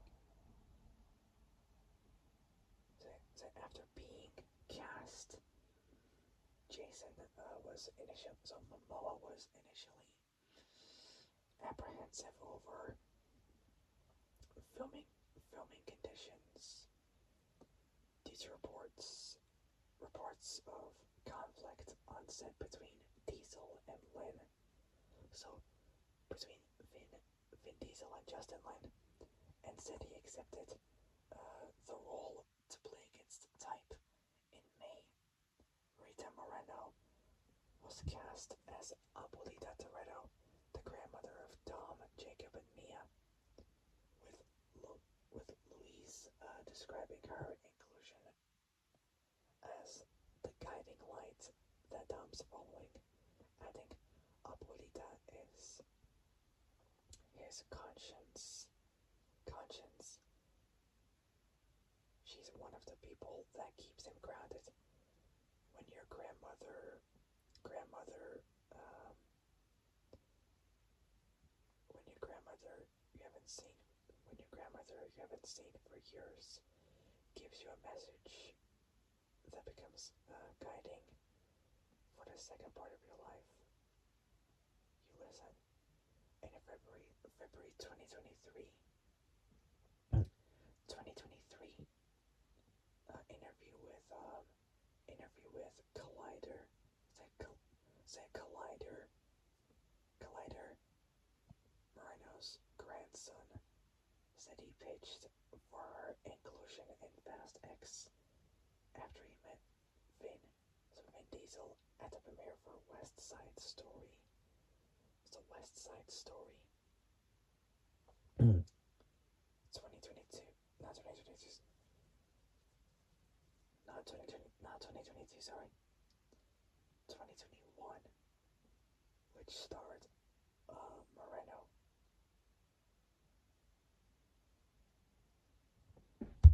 On December 23rd, December 23rd,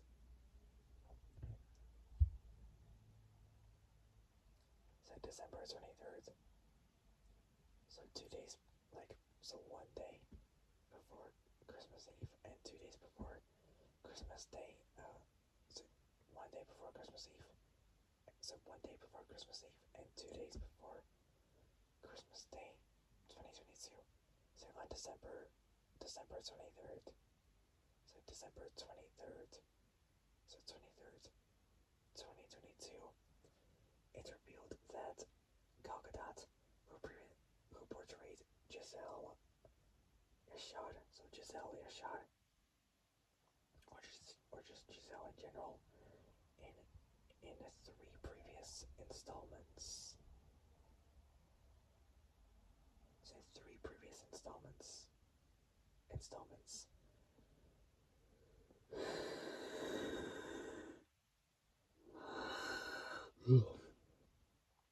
Filmed the scene.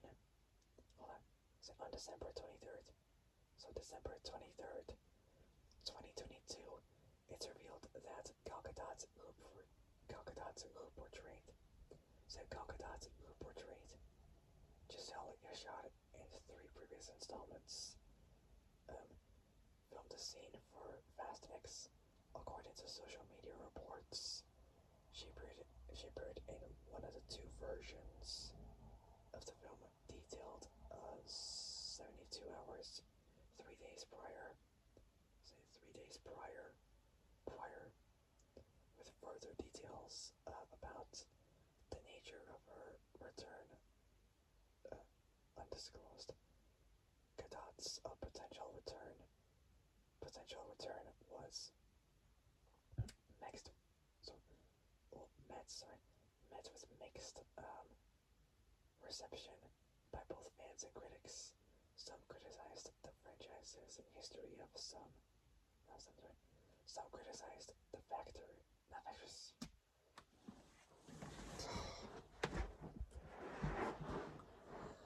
Sorry, I'm so tired. Some criticized the franchise's history of reviving dead characters to capitalize on star power. So star power.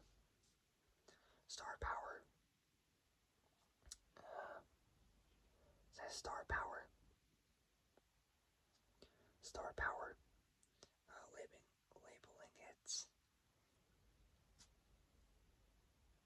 Labeling it ineffective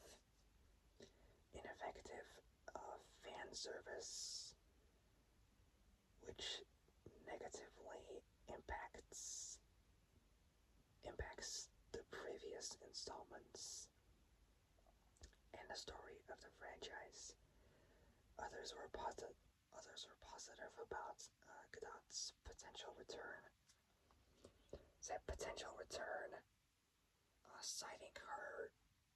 Citing her portrayals of one of the franchise's most popular characters.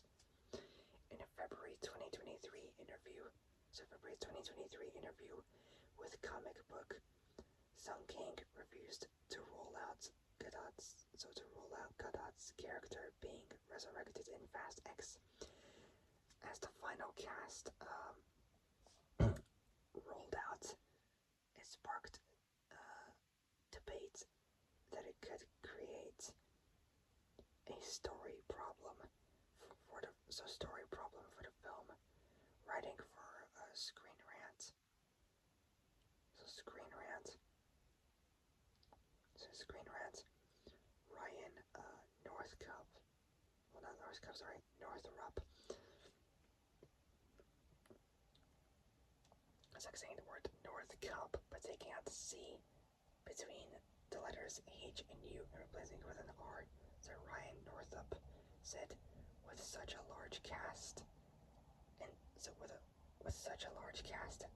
it's uncertain whether Fast X will be able to serve every character in a satisfying way,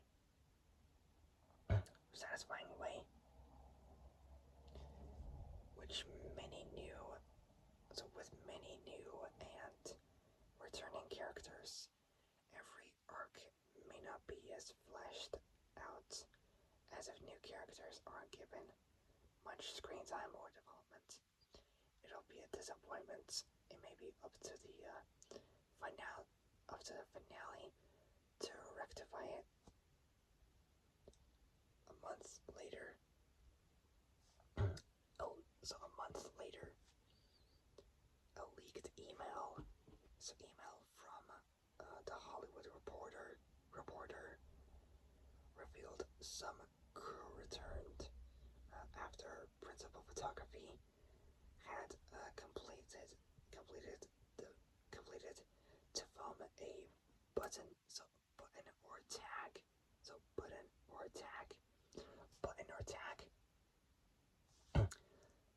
a mid or post credits scene that'll feature a guest cameo. Both Godot and Johnson ultimately reprised their roles in cameo appearances. Rodriguez and Diesel later said Godot's return has been planned for previous installments, going as far as to film unused cameos, with Diesel reasoning the decision to introduce Godot in Fast X was done because it fit the film.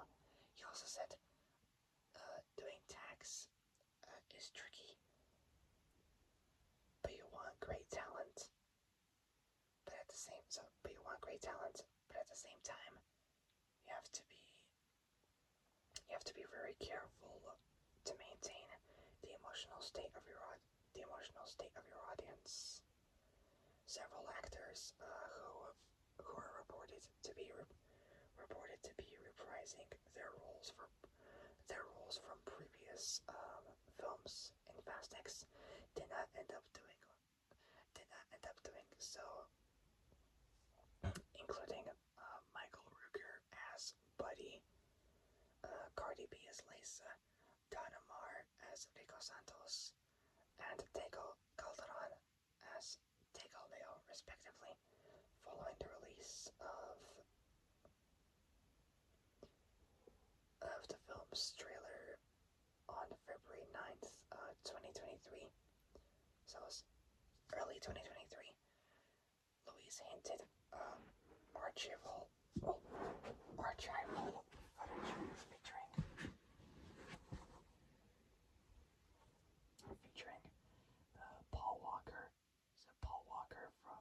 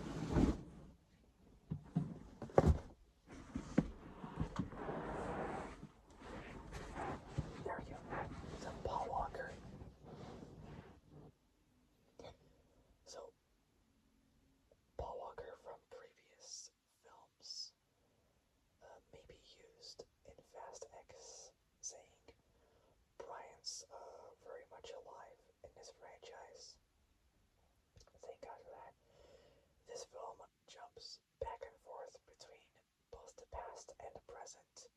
You'll see Brian in the past. You won't see Brian in the present. So you won't see Brian in the present. His family is part of this franchise. It has to be. It has to be the right moment, uh, the right tone. Has to re-enter. If Brian has to re-enter the franchise, so the franchise it must be as perfect as how he left. Regarding Paul's inclusion, regarding Paul's inclusion, Michelle Rodriguez said, it's really hard to make the films without a blessing of some sort from his family because family because it's everything. Without that kind of that love from them, we would be lost. Say lost. Say lost. She also revealed Furious 7, Furious 7, 2015. So 2015 is her favorite film in the franchise. Also my favorite film as well. So it is her favorite. So Furious 7 is her Furious 7 2015 is her favorite film. So Furious 7 is her favorite film in the franchise, citing its emotional tributes to Paul.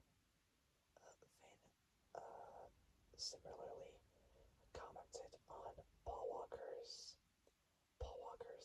potential inclusion. So potential inclusion in the film in a March 2023. So March 2023 interview with Total Films, saying Universal made a bold, righteous, and daring decision to keep Brian O'Connor alive.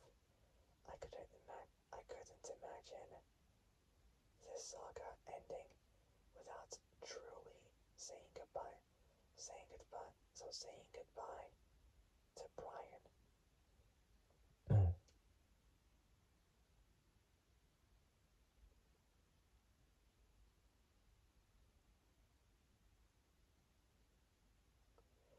Alright, so next up we got filming. Hold on.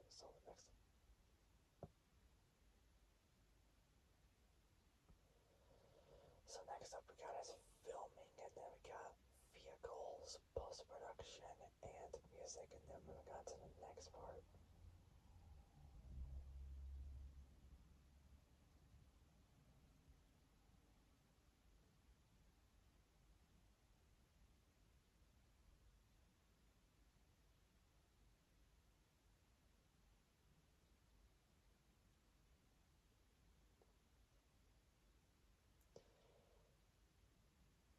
That Universal made a bold, righteous, and daring decision. Decision to keep Brian O'Connor. So to keep Brian O'Connor alive. I couldn't imagine this saga ending without truly saying goodbye to Brian. Alright, next up, filming. Principal photography. Photography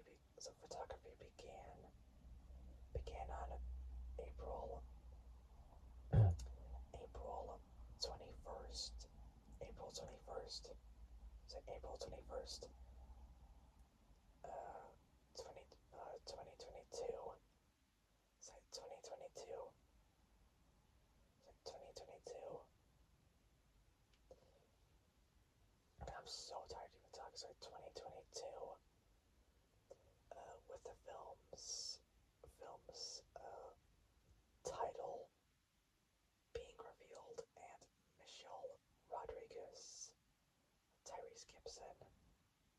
Chris Ludacris Bridges, Jordana Brewster, Nathalie Emmanuel, Sung King, and Charlize Theron confirmed to reprise their roles.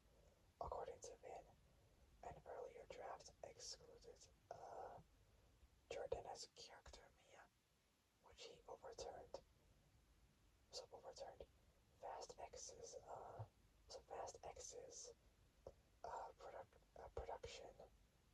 production budget was initially reported to be $300 million in May 2022, which was revised to $340 million. So an extra $40 million more in November 2022. So 4 months. Not four, sorry. Hold on. So May. So June, July, August, September, October. That's 6 months.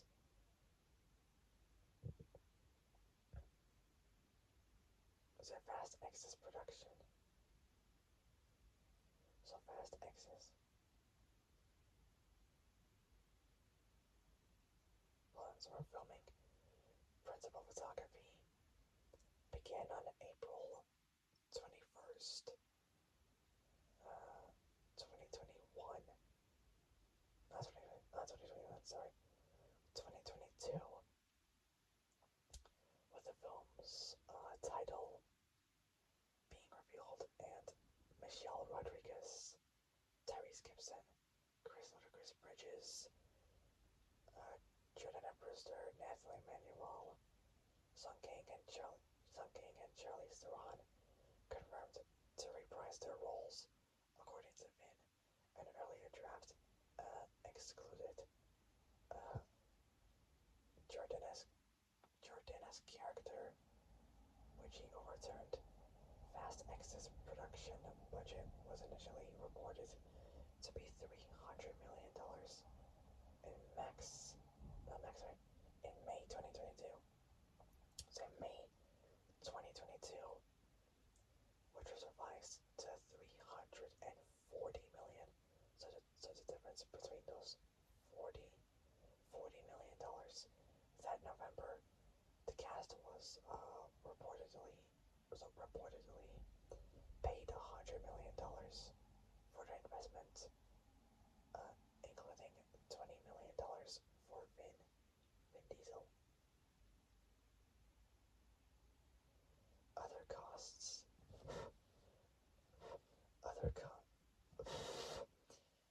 Other costs for the rising budget, which factors in tax incentive offsets, included increases in production costs. So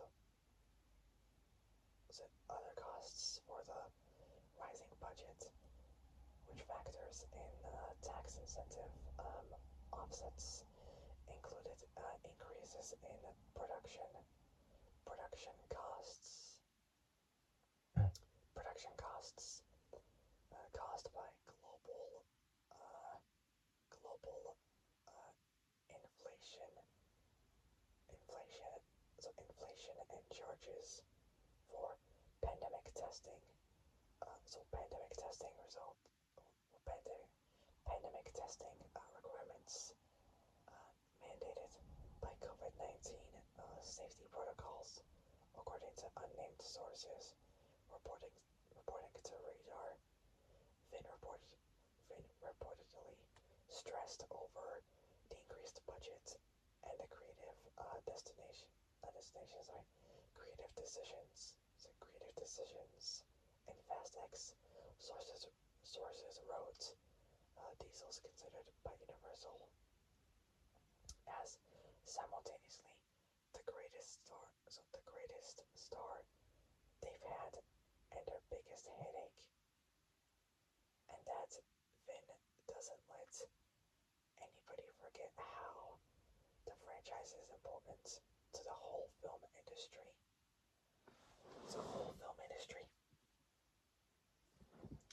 Oh,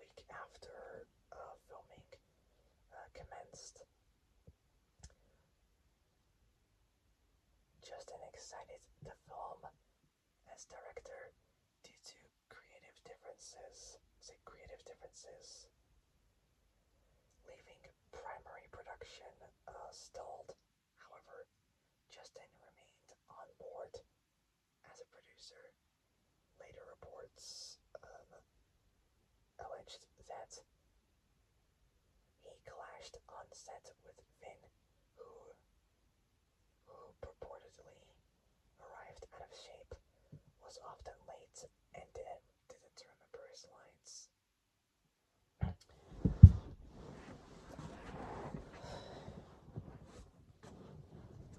Justin's also upset with rewrites to his screenplay.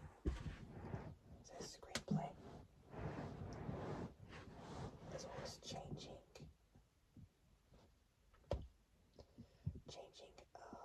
filming locations.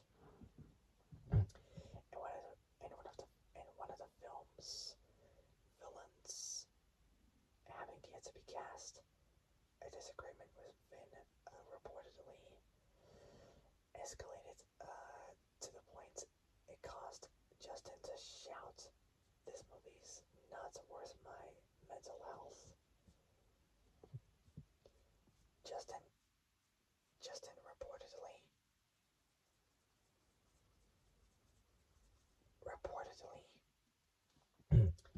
forewent pay in the region of between $10 and $20 million in his departure. Second unit production remained ongoing in the UK while the studio sought a replacement director.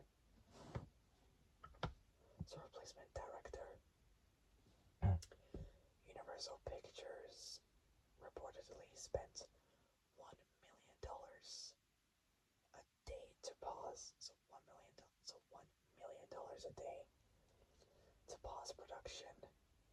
Former Fast and Furious directors, both F or Felix Gary Gray.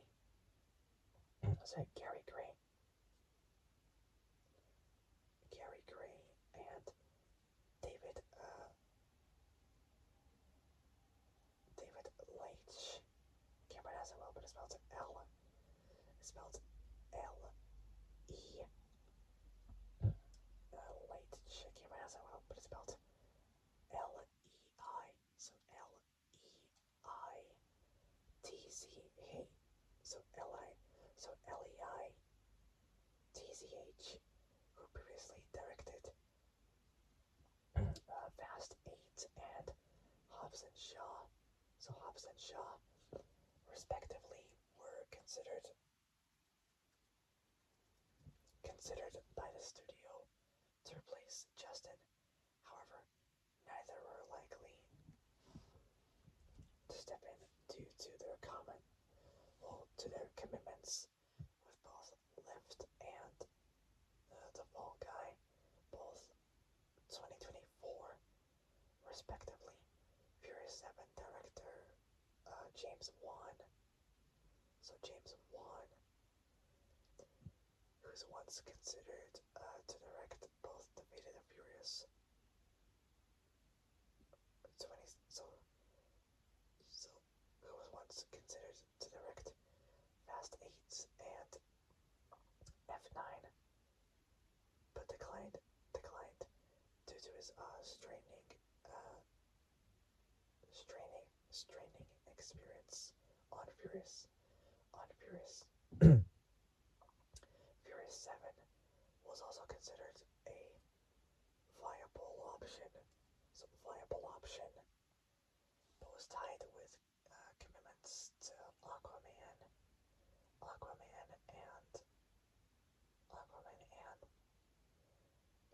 The Lost Kingdom 2023, the final DC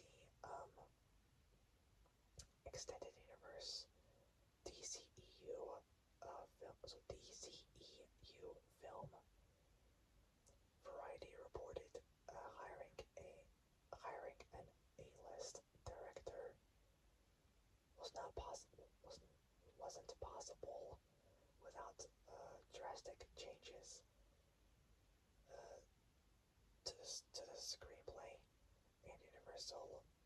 would likely turn to a second unit director, well reserved in big budget action films.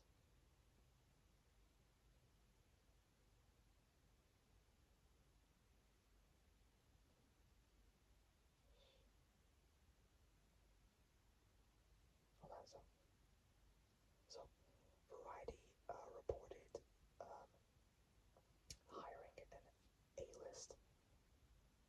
Hold on, so Furious 7 director James Wan, who was once considered to direct Fast 8 and Fast 8 2017 and F9 2021, but declined due to his straining experience on Furious 7. Was also considered a viable option,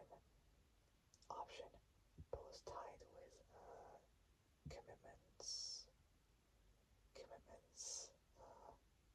to Aquaman and The Lost Kingdom 2023, the final DC uh, extended universe DCEU film.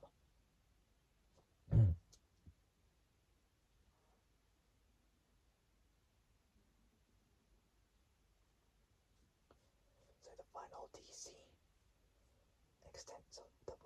DC extended universe DCEU film. Variety reported hiring an A-list director wasn't probable without drastic changes to the screenplay, and Universal would likely turn to a second unit director, well reserved in big budget action films. On May 2nd, 2022, so early May 2022, Louis Leterrier was announced as Justin Lin's replacement. He's previously shortlisted by Universal to direct Fast 8 2017.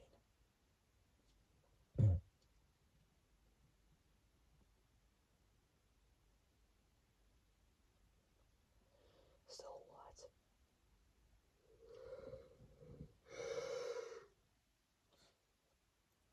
Alright, so Louis already had an established relationship with the studio, having previously directed.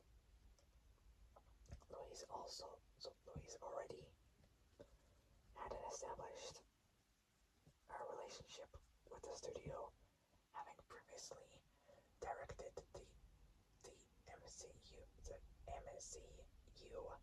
film The Incredible Hulk 2008, and he's knowledgeable about the franchise. So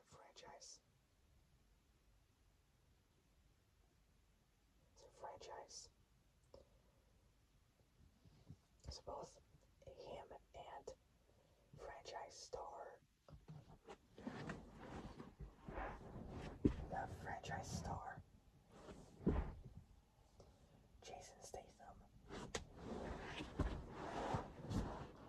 Jason Statham.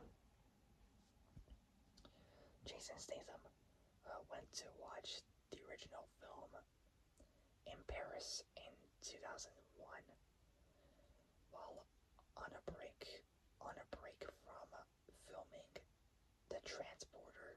So Transporter 2002.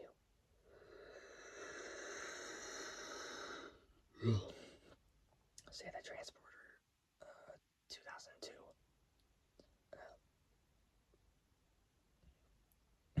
Louise joined filming in London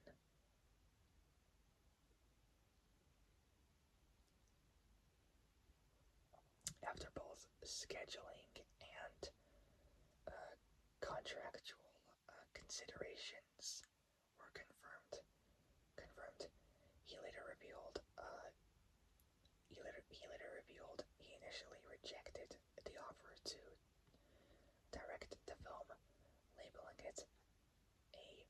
massive task, although later used elements of Justin's original contributions, such as the established crew, as well as Justin's short lists and storyboards to complete the film.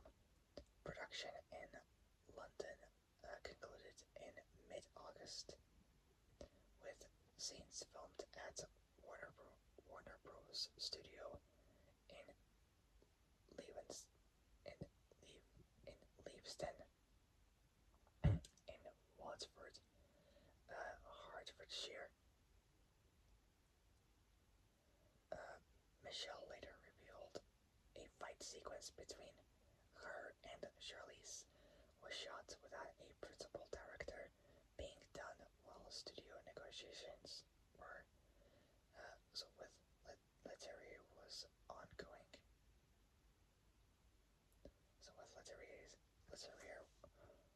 Leterrier was ongoing.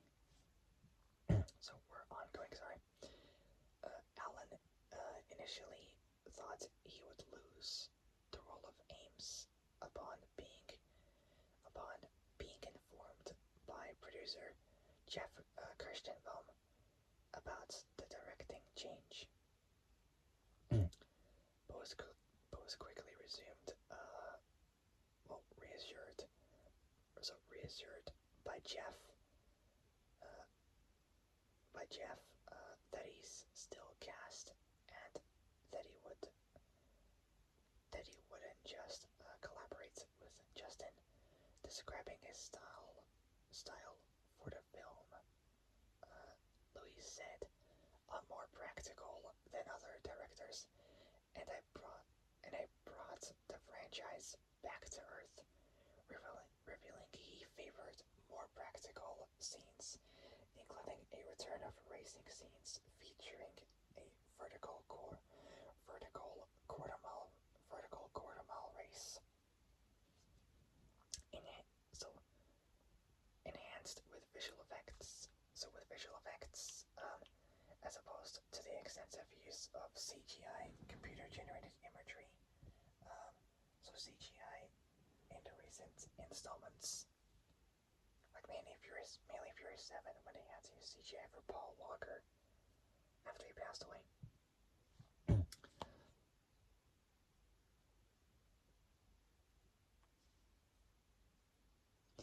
Alright, filming took place in Genzano di Roma in mid-May. So the middle of May. Filming took place in Rome, the capital of Italy, for 2 weeks in mid-May and 1 week in mid-July, with scenes being shot at the Via Cristoforo Colombo Lungo Tevere. So Lungo Tevere, Via dei Fori Imperiali, Ponte Umberto I,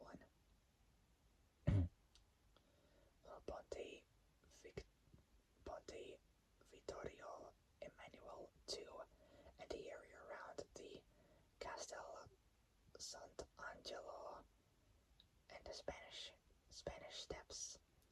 Filming then took place in Turin between both May 24th,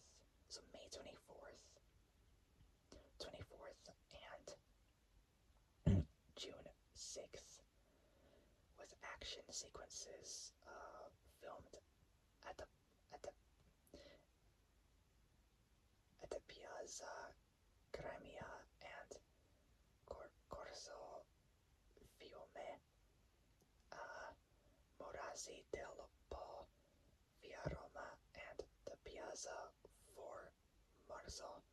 Jason began shooting his scenes on May 16th, like previous installments.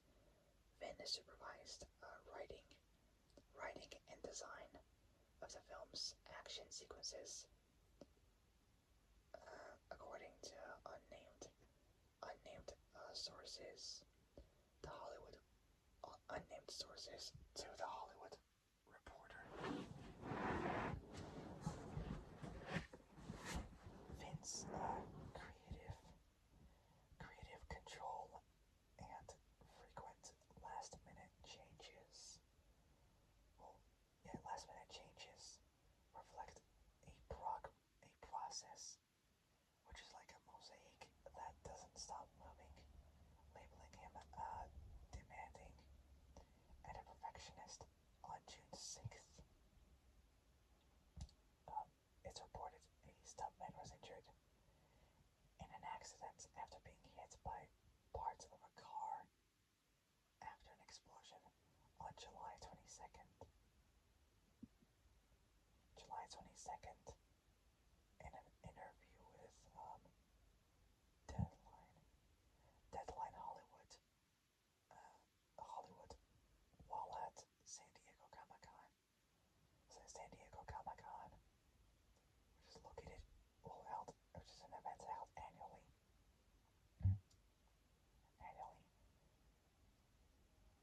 at the San Diego Convention Center in San Diego.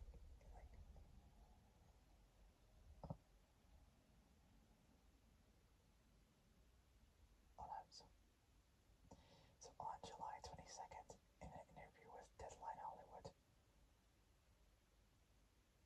so on June 6th, it's reported a stuntman was injured in an accident after being hit by a part of a car after an explosion on July 22nd.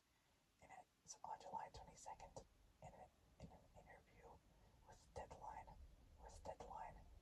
Hollywood, while at San Diego Comic Con, held at the San Diego Convention Center, held annually in San Diego, California. So on July 22nd, in an interview with Deadline Hollywood, while at San Diego Comic Con, Michelle announced she had completed filming her scenes, or said.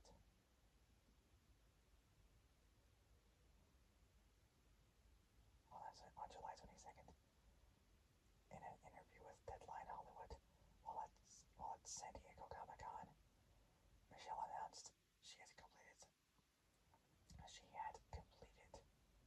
filming her scenes and said only 4 or 5 weeks left in production, filming in Angelino Heights,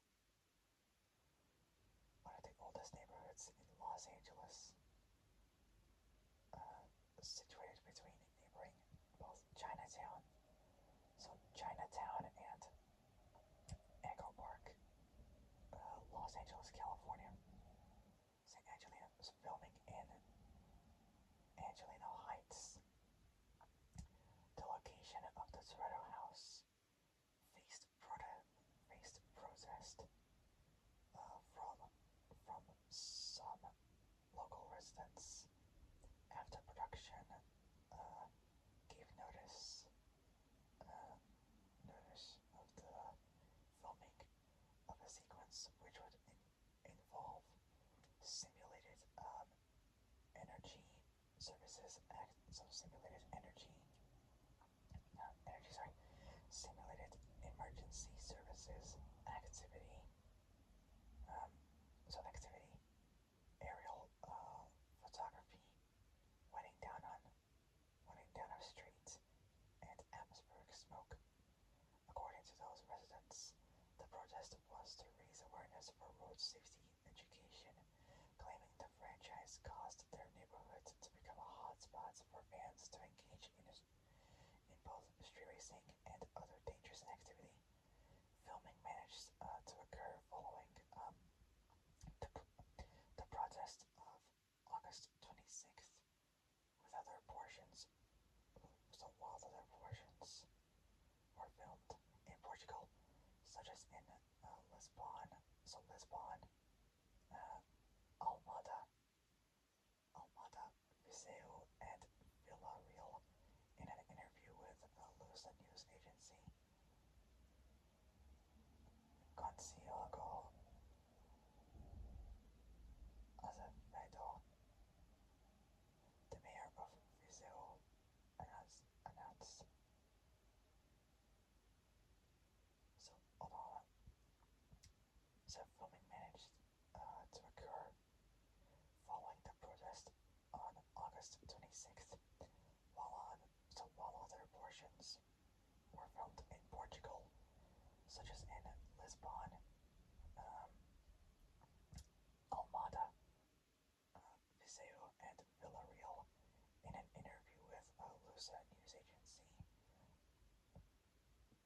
Consiglio Azevedo, the mayor of Viseu, announced filming would take place on IP5, a highway in the um, Vosela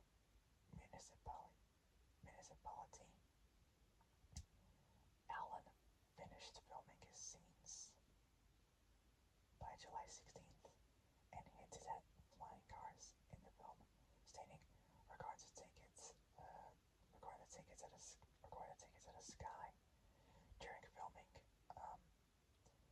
Sofia Norona, a producer for Saki's Productions, the company in charge of overseeing production of Fast X in Portugal, said a brutal economic investment will be made in the country by the film, highlighting the weather affordability through tax breakers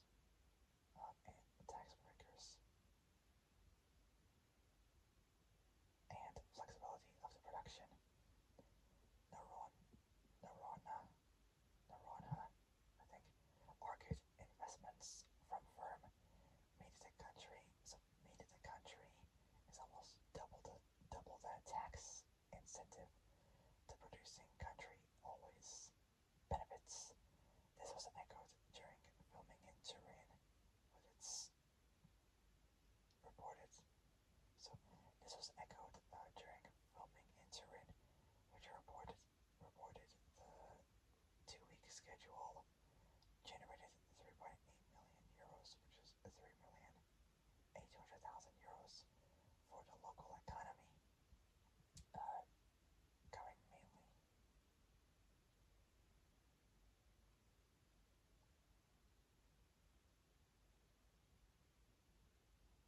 So this was echoed during filming in Turin, which reported the 2-week schedule generated 3.8 million euros, which is 3,800,000 euros for the local economy, coming mainly from expenses related to local rent, hospitality, technical staff, and local workplace employment, security and sanitation, and both storage and unloading. It's also reported the film regularly brought troops of close to 400 people, 5 times above average for comparable films, and often collaborated with hundreds of local pros on the research of locations and and finalization of the working filming plan. In a statement, Patrice Borgia, president of Film Commission Torino Piemonte, said Fast X, a confirmation of the key role both Turin and Piedmont has gained in filmmaking. We have proved to have all what's needed to host complex productions, skilled pros, supportive institutions, and amazing locations.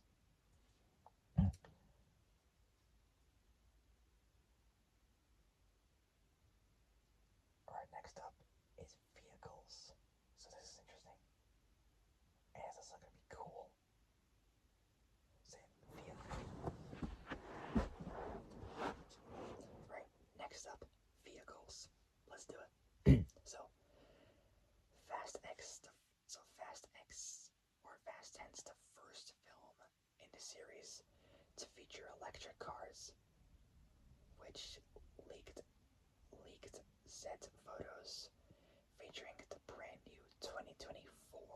So 2024. So this year's 2024, 2024 Dodge Charger. So Dodge Charger, Daytona SRT Banshee concept, and the going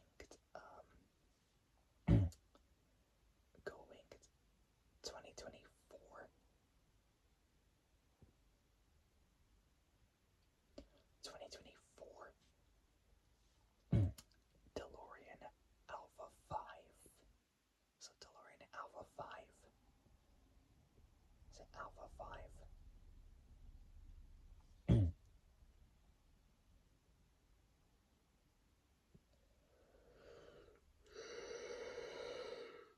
It's an Alpha 5. Other cars include the 2022, so the 22 Tour Red, Dodge Charger RT, the 23 Charger SRT Hellcat Red Eye, which I think is pretty cool, and the 70 Charger RT, the latter a franchise staple on June 27th, 27th, 2022. So 2022, it's reported Fast X would include the fan favorite Orange and Black 1997 Velside Mazda RX-7 FD Fortune, which first featured in Tokyo Drift 2006. No, I don't think I saw the car in the movie. I mean, I did see it in Tokyo Drift, but in Fast X, not too sure. But no, there's an Alpha 2000, Alfa Romeo 2000, which had the same color scheme as the RX-7. The inclusion of the electric chargers from Dodge, so electric Dodge Chargers in the film was confirmed upon release of the film trailer on February 9th. So February 9th, 2023, with the Grace of Thunder. So Grace of Thunder Charger Daytona SRT. So SRT also appearing in other promotional material in an interview with Fox News. A Dodge spokesman said the company has a long-standing marketing partnership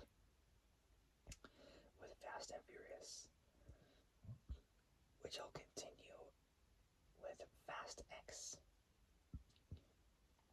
Other cars featured in the film include the foreign-made Lamborghini Gallardo,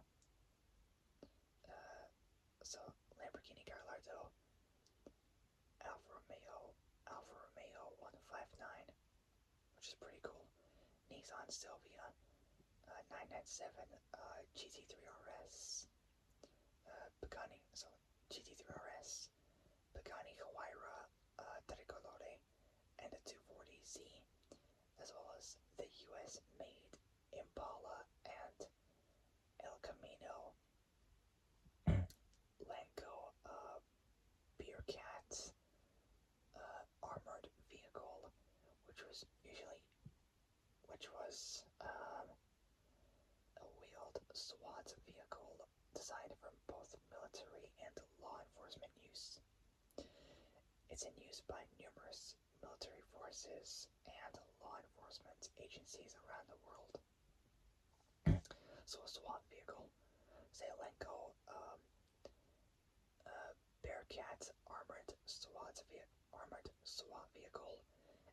1966 Ford 1966 Ford Fairlane.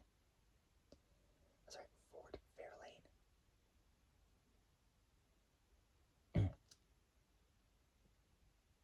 So Ford Fairlane. So Fairlane. So Fairlane in an interview with picture car coordinator. So car coordinator or vehicle coordinator Dennis McCarthy, who worked on every film since Tokyo Drift 2006. Each significant car features on-screen required around 7 duplicates, resulting in an estimated 200 cars built for Fast X to race car standards required for the stunt work. So stunt work in April 2023. April 2023. Last year, Jason revealed that he personally contacted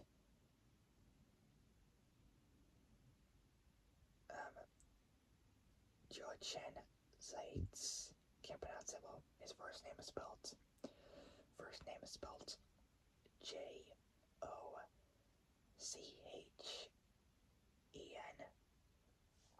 Last name is spelled Zeitz from Mannheim in Germany. Mannheim, Germany. The CEO of Harley Davidson to secure 6 motorcycles to be used in the film for his character. He's seen riding the Harley Davidson Pan America throughout the film, which was modified with both an upgraded exhaust system, upgraded exhaust system and upgraded exhaust system and extra shielding. Okay, next up is post-production. So post-production.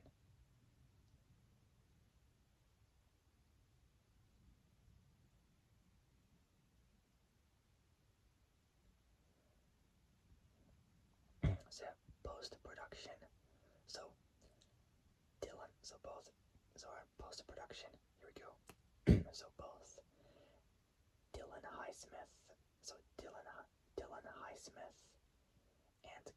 Dylan Highsmith and Kelly Matsumoto, both of whom were 2 of the 3 co-editors on F9, return as editors. So editors, Peter Chiang returns as the visual effects supervisor for the production after doing so for F9 with D&EG. So double negative. So yeah, D&EG and industrial light.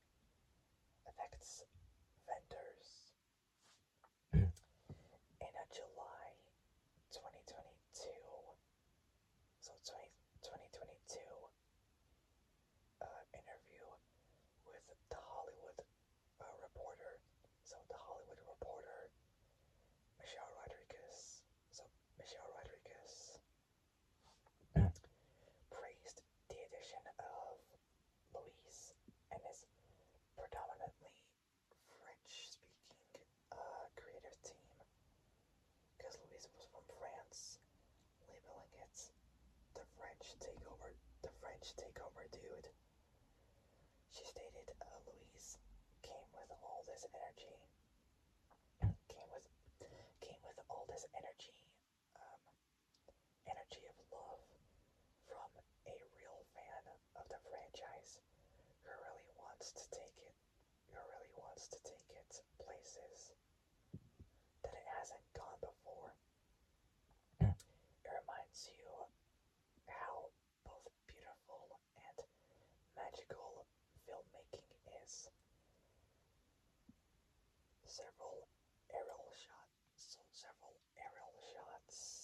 Um, aerial shots were filmed with FPV,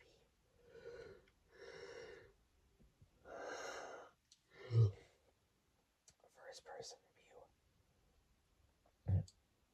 or FPPOV, I'll call it, first person point of view, drones.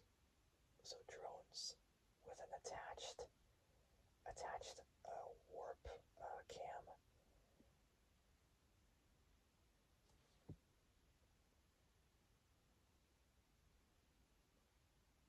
piloted by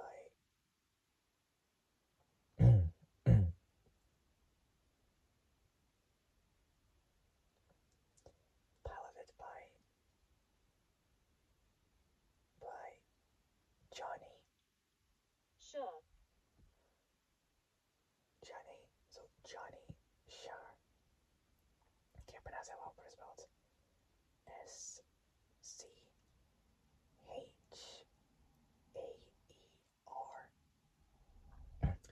Similar to the filming techniques that were used for the action sequences in Michael Bay's movie Ambulance. 2022. Johnny previously supervised the drone-led filming in Rawson, Rawson Marshall,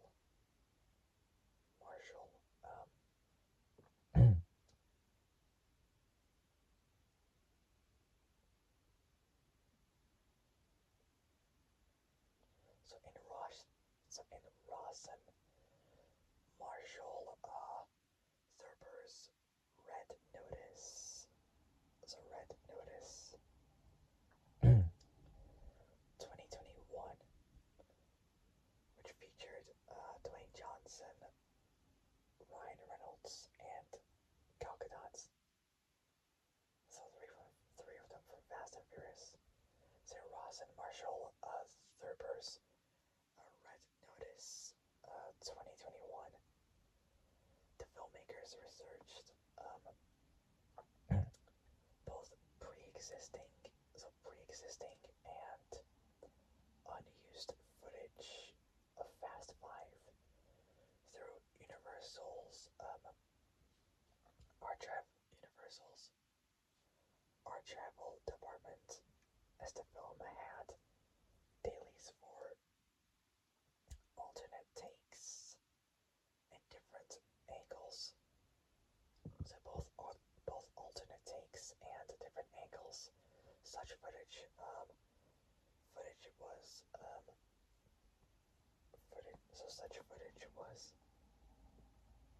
was composited. Also was composited. So composited to provide changes for Fast X's flashback. So flashback, integrating the characters. So integrating the characters into it using both MCP and CGI. So MCP stands for motion control photography, and CGI, computer generated imagery. In March 2023, so early 2023,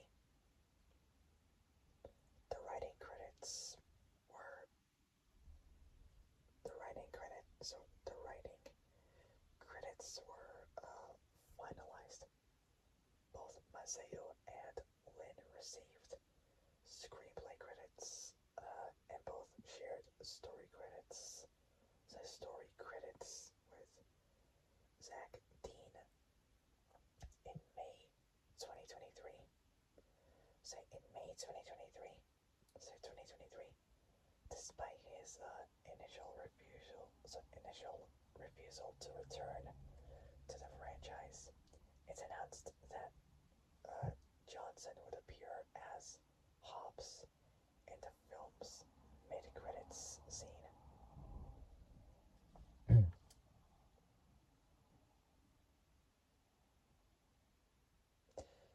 Next up, music. Say music. The first single for the films. So the first single for the film's soundtrack, "Let's Ride," was released on February 10th. Say February 10th, 2023. Performed by YG, which is short for Young Gangsta. So YG, Ty Dolla $ign, and Lambo Foe. The soundtrack features hip hop. So hip hop, pop, reggaeton, electronic rock, and rhythmic Latin tracks. The second song from the film, Won't Back Down. So Won't Back Down. Performed by Young Boy Never Broke Again. So Young Boy Never Broke Again, Bailey Zimmerman, and Dermot Kennedy. Sorry, Dermot Kennedy was released on March 4th. So 4th of March. The soundtrack of the film was released on May 19th. So May 19th. So 19th. By artist Partner Group. In May 2023. During post-production, Brian Tyler was returned to compose the film score after he previously scoring some of the film franchise, starting with the third installment, Tokyo Drift, 2006. The official score album was being released on June 2nd, so early June 2023, by Backlot Music. Say Backlot Music.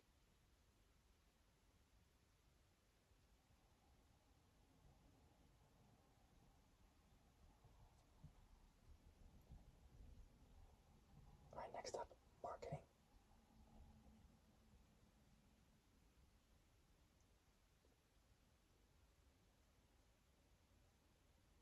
Say marketing. Parts of Fast X previewed at Cine Europe in Barcelona, Spain, in June 2022. So the month before my prom. So it was 2 years ago.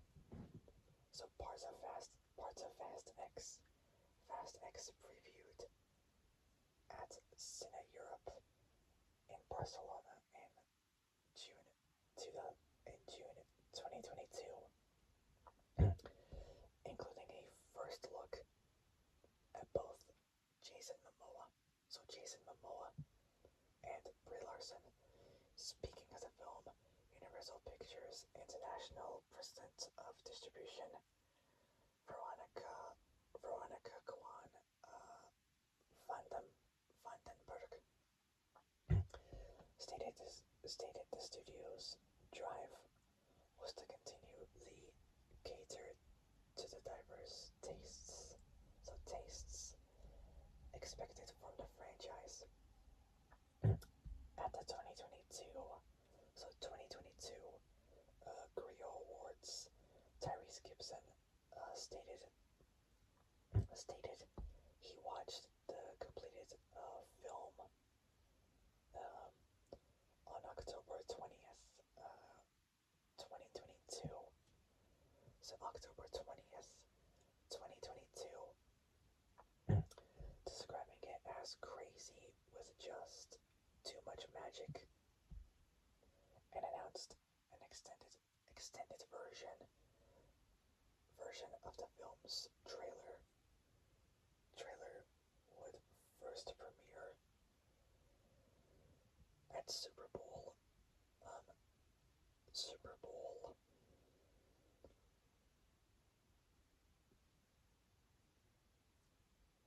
Super Bowl LVII on February 12th, 2023, 2 days before Valentine's Day. So February 12th, 2023. This was seemingly confirmed in a December.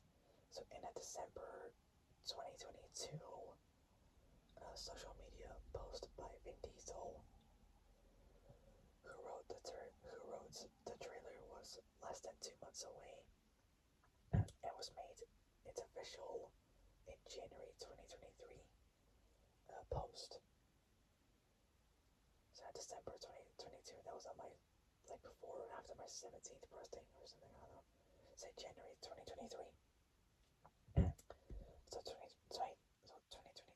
2023 post in a January 2023. So January 2023 repost by report by Collider. It's confirmed the first trailer would debut worldwide on February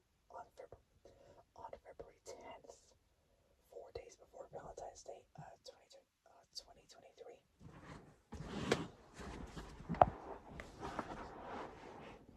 So 2023, after being screened at a private fan event,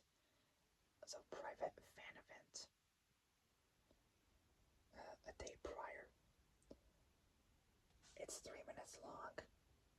It was followed with a Super Bowl spots alongside Dungeons and Dragons, Honor Amongst Thieves, 2023, Cocaine Bear, 2023, Scream 6 or Scream VI, 2023, 65, 2023, Air, 2023, Guardians of the Galaxy, Volume 3, and The Flash. All of them were all 2023. Starting February 1st, to promote the release of the trailer, official recuts of the trailers of each of the previous 9 films, dubbed legacy trailers. So legacy trailers were released daily in conjunction with IGN. So IGN, the fan event took place. The fan event took place at LA's Los Angeles Live in downtown LA. Downtown LA, being hosted by Maria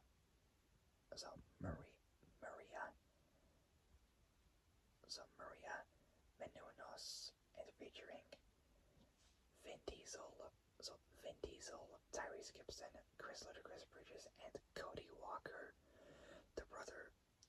the younger brother of The series is long time. Long time initial star Paul Walker. Rest in peace.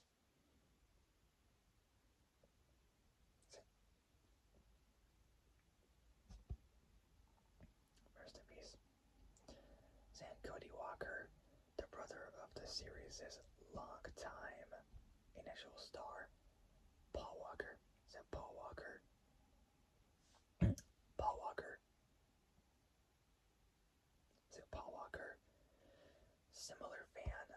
So similar fan events also took place in Mexico. So Mexico, France, and Japan, but didn't feature the cast.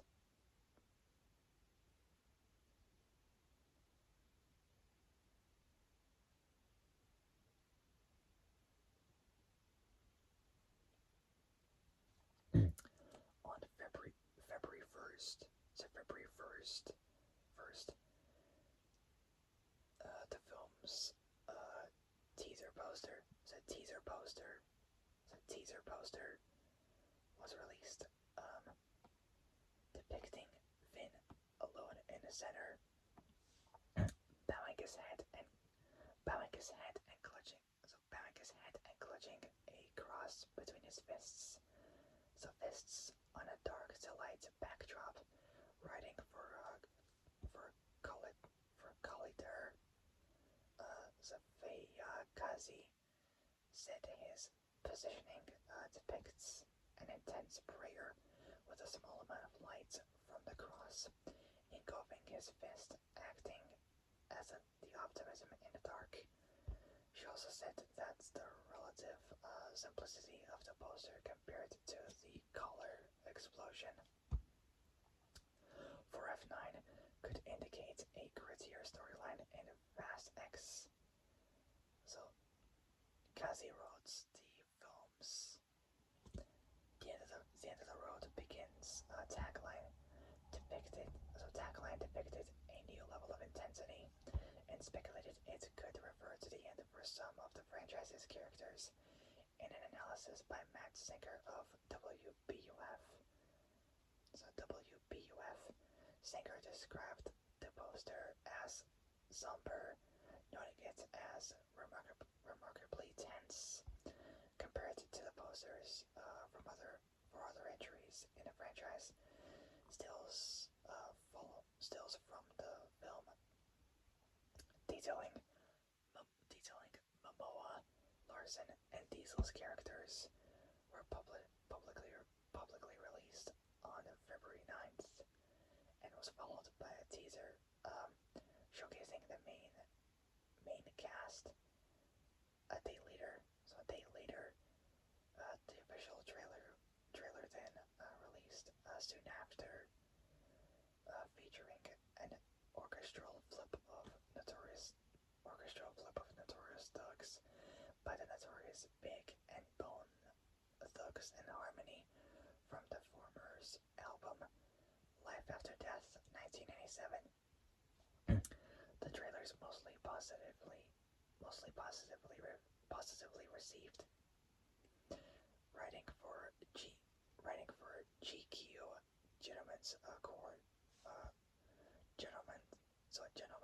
Quarterly. So GQ, Grant Renter labeled the trailer glorious absurdity, stating it's as glossy and over the top as recent features. He commented the return of racing scenes, saying it restores the original feeling of the films, and said the music was an operatic nail biter, according to data from social media analytics company Relish Mix. The film's Super Bowl trailer, dubbed the Big Game trailer, said the Big Game trailer had 94.1 million views across social media in the 24-hour period. So 1 day period. It's the third most viewed trailer that aired at the event between Guardians of the Galaxy Volume 3.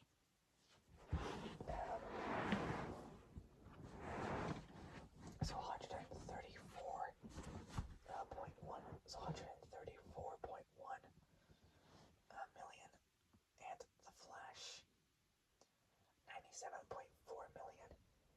It's the highest viewed trailer, which didn't debut at the event, but its view count was down from the 110.9 million or 111 million views received by F9's Super Bowl trailer in 2020. Prior to that film's eventful delay, according to unnamed sources reporting to Variety, the first trailer accumulated an estimated 295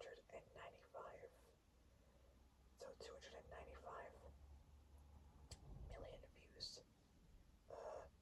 globally within the first 3 days, so 72 hours of release.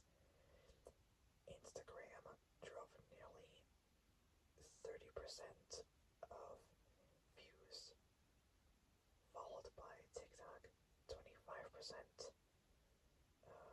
Facebook 22, YouTube 18, and Twitter 6. So Twitter 6, with a majority of viewership.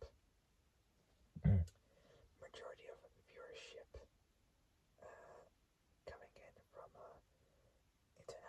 international territories. Fast X also trended as the top topic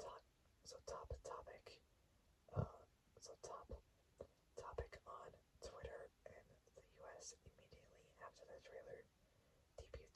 Similar to other Fast and Furious releases, Hot Wheels announced a themed basic assortment of cars set to feature in Fast X, which is set to be released with the film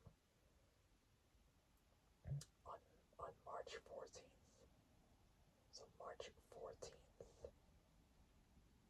2023. So March 14th. So on March 14th, 2023. So 2023, the official theatrical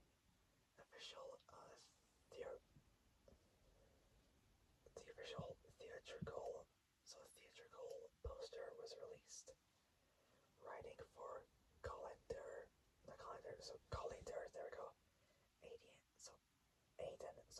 Aiden King positively reviewed the poster, saying the cars placed around the characters are similar.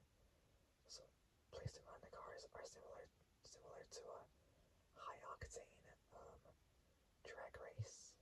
So high octane drag race, indicating a return to the franchise's history as car-oriented films. He also noted the characters loom above the drag race scene,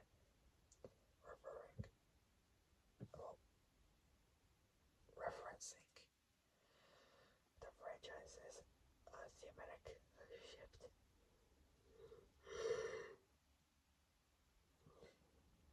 away from car culture.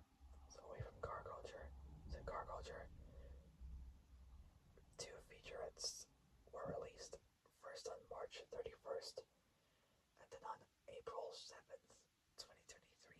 So both 2023, with the main cast giving a behind-the-scenes look with previously unseen footage at the production of the film. An additional featurette highlighting Diesel and Barry's characters. So Diesel and Barry's characters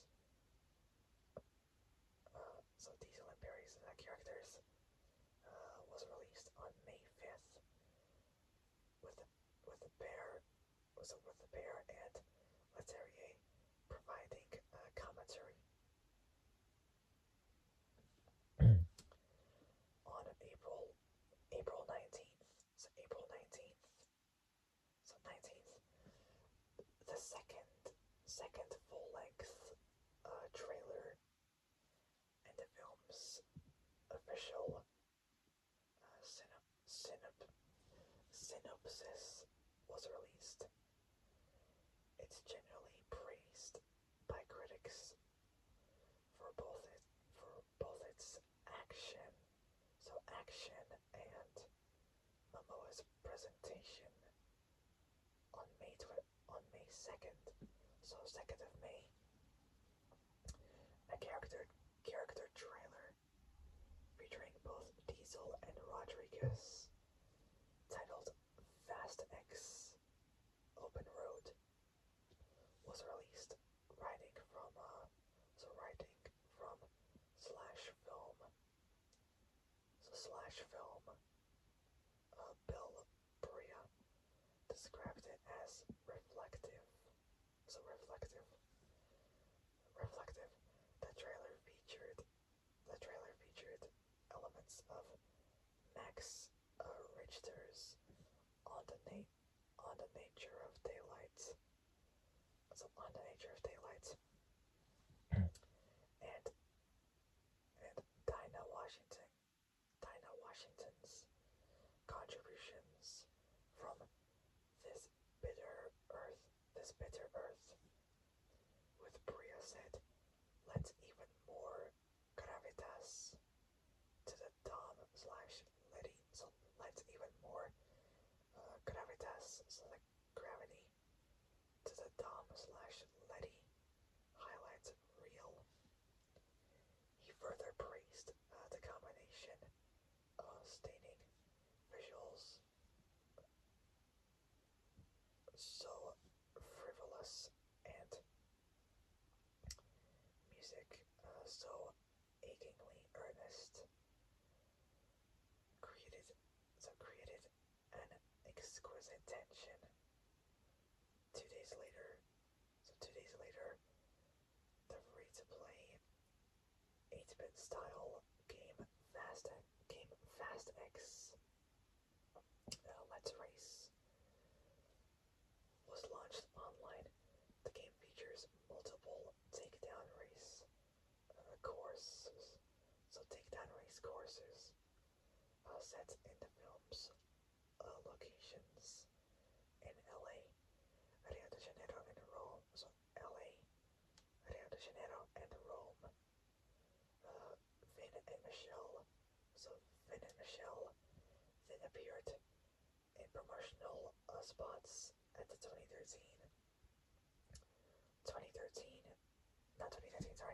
2023 Miami. So 2023 Miami Grand Prix. Is that Miami Grand Prix? Miami Miami Grand Prix. While in the UK, the film partnered with the Capital Radio Network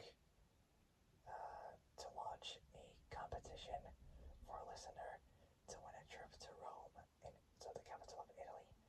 The extended 4.5 minutes, so 4-minute 30-second final trailer was released on May 15th. A day later, on May 16th. So on May 16th,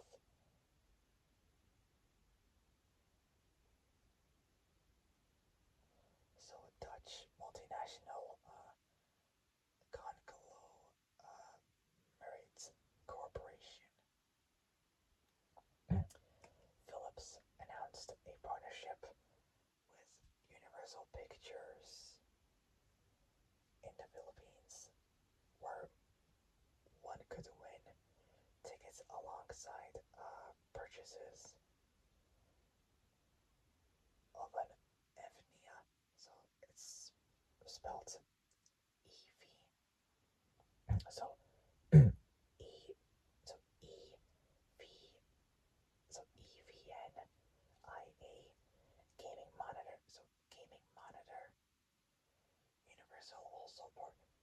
Universal also partnered. Universal also partnered with Frito-Lay's Ruffles to create limited edition uh, Fast X potato chips, which is quite crazy, but kind of cool to see potato chips, which come with raffle tickets, where fans could win a ticket, a lucky prize, include, included, included the 2023, so new 2023, so 2023 Dodge Charger RT.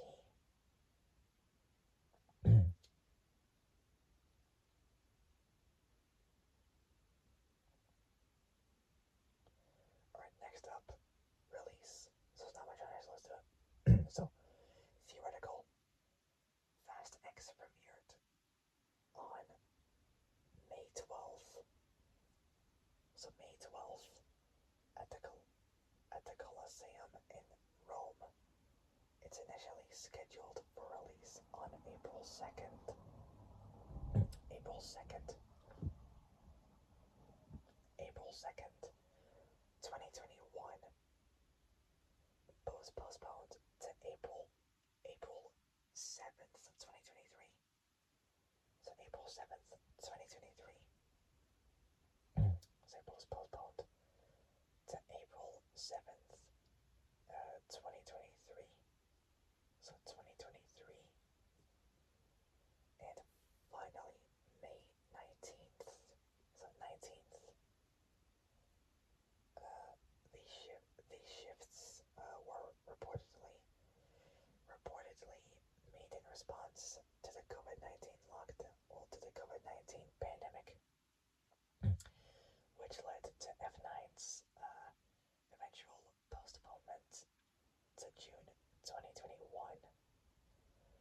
That caused Fast X to be indefinitely delayed.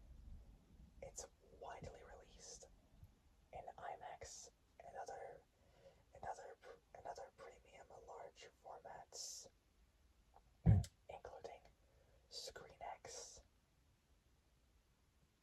The film was cleared for release in China on March 28th, so late March 2023, marking one of the first big American films released in the country in 2023. The Fast and Furious films have grossed over 1.2 billion, so $1,200,000,000 in China since the release of Furious 6 2013, and was one of the first countries where F9 2021 was released, being 5 weeks ahead of its domestic release. Last part, home media, and then we're moving on to the next part. So at home media, Fast X was released by Universal Pictures, Home Entertainment, on premium video on demand on June 9th, so the 9th of June, so early June 2023. So 2023 on 4K Ultra, 4K Ultra HD, so 4K Ultra HD, Blu-ray and DVD on August 8th, and on Peacock on September 15th. Physical copies contain an audio commentary, so audio commentary, BTS, so behind the scenes, featurettes, a blooper reel, and 2 music videos. So that's quite cool.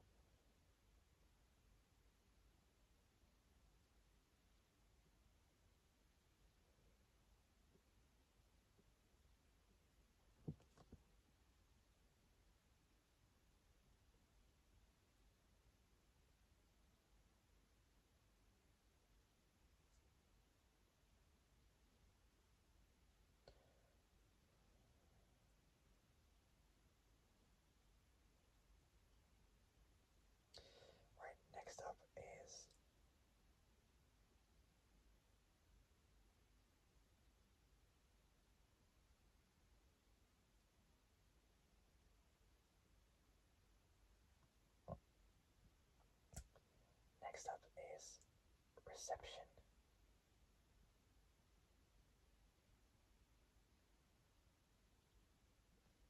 Said physical copies contain an audio commentary behind the scenes, so BTS feature its blooper reel and 2 music videos. Alright, next up, reception. So first off, box office.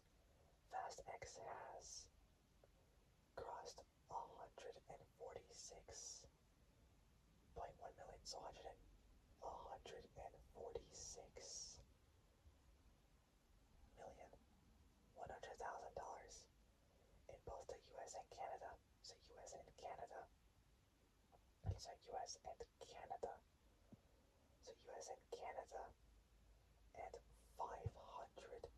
So a monstrous 568,500,000 in other territories for a worldwide total of 714,600,000. Pretty good money. That's a lot. Not a colossal lot as Furious 7, but good enough. Prior to its release, media company, so American media company, The Wrap estimated the film would need to go between $800 to $850 million worldwide in order to turn a profit. Variety later reported that the film barely crawled into the black, but would post a modest profit for the studio in both the US and Canada. So US and Canada. Tickets went on sale at midnight on February 9th. So February 9th, 2023, a day prior to the premiere of the trailer, according to a Fandango study, which surveyed over 6,000 ticket buyers between both February and March 2023 last year. Fast X was revealed to be the sixth most anticipated film of the summer. In April 2023, so summer's over pretty much.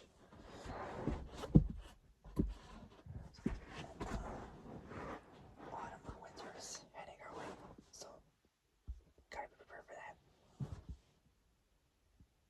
So in April 2023, so 2023, box office projections estimated that the film would gross between 65 to 75 million dollars in its opening weekend. So opening weekend. By the week of its release.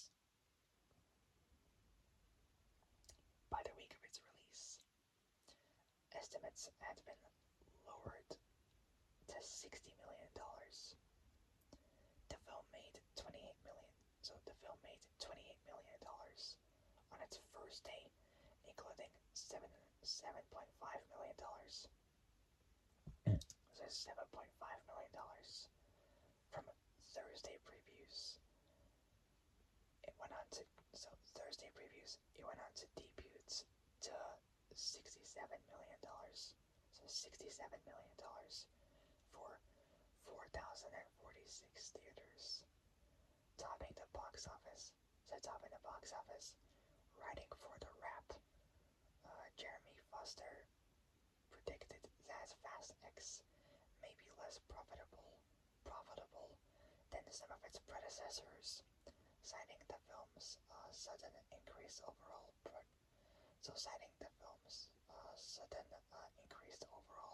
production budget at 70% bigger than F9, and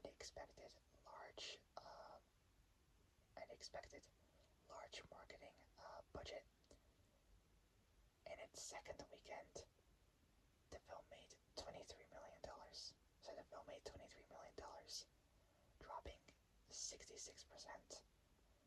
So 66%, finishing second behind newcomer The Little Mermaid 2023. In its third weekend, Fast X finished in fourth place and made $9.2 million, so it's $9,200,000 for a drop of 61%. So 61%. Behind The Little Mermaid, The Boogeyman, and Spider-Man Across the Spider-Verse, both 2023. In the UK, tickets went on sale. Tickets went on sale on May 5th.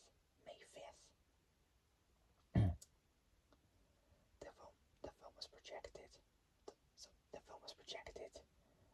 To gross around $280 million worldwide in its opening weekend, including about $220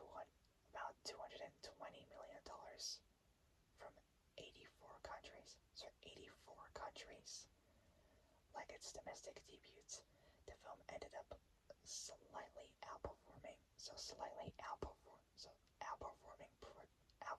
projections, making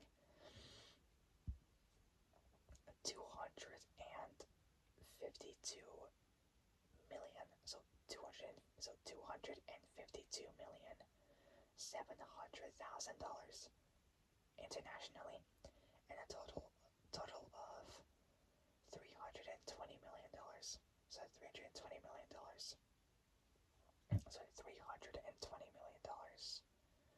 Worldwide. It's the sixth best opening weekend for a studio film since 2019, and the second biggest non-superhero title behind Avatar: The Way of Water 2022. Its largest markets were China. So China, $78 million. Mexico, 16. France, 9.6. Same with Brazil.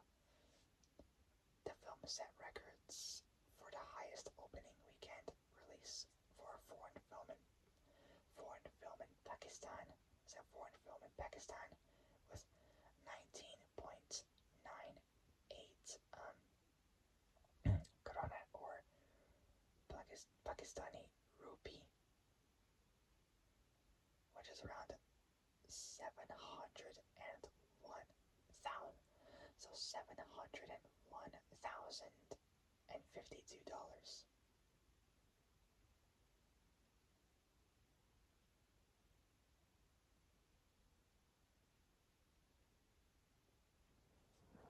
Alright, next up, critical response. On the review aggregator website, Rotten Tomatoes, 56%. 56% of 310 critics' reviews are positive. So reviews are positive, with an average rating of 57%. The website's consensus irredeemably silly as it's satisfyingly self-aware. Fast X should rev the engines of longtime fans while leaving many newcomers in neutral. Metacritic would choose a weighted average assigned the film a score of 56%. Based on 59 will round up like 60 critics, indicating either mixed or average reviews. Audiences surveyed, by CinemaScore gave the film an average grade of B plus on an A plus to F scale, which is pretty good. B plus is pretty good. On an A plus to F scale, the same as F9. So audiences surveyed by CinemaScore gave the film an average grade of B plus on an A plus to F scale, the same as F9. F9 and the first so F9 and the first film, but below other installments. Post track reported film goers gave the film an 82% positives, 82% positive score. So 82% positive score, with 67% saying they'd definitely recommend it. Momoa's performance was widely praised by critics. Eric Eisenberg of Cinema Blend said Moana. Jeez, said Momoa. There goes. So said Momoa plays Dante like the Fast and Furious version of the Joker, concluding it's a delightful portrayal of a gleeful psychopath. Liam Crowley. So Crowley, it's like saying the word crow, but I think the letters L-E-Y at the end, of comic book, seconded this view, calling Momoa hilarious, while Screen Rants,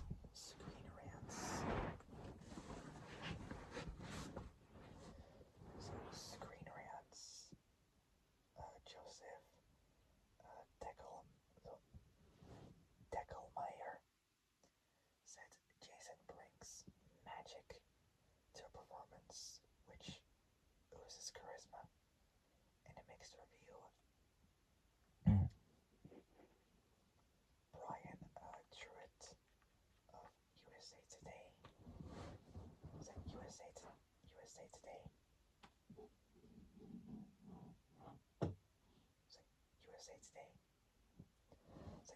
Today also praised Jason's performance, but criticized the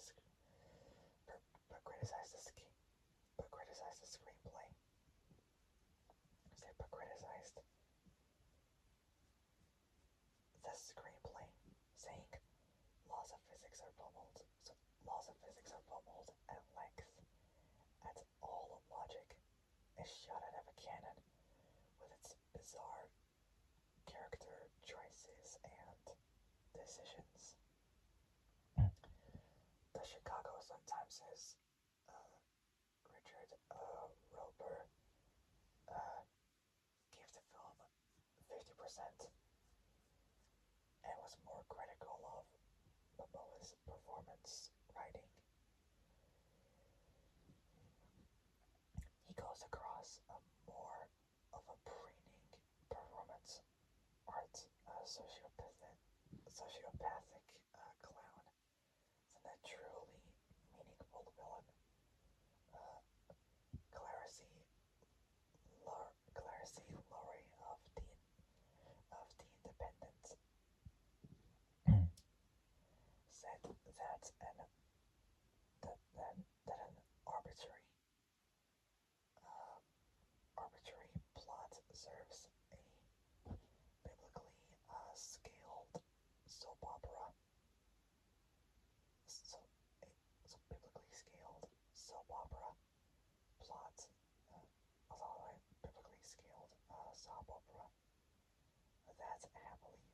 writes the laws of gravity and so gravity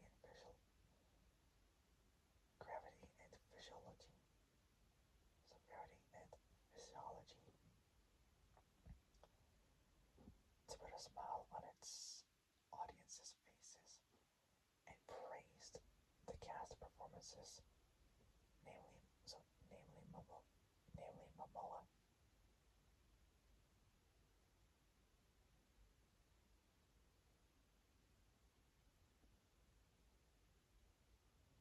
So it praised the characters' performances, namely Momoa's, in a less positive review.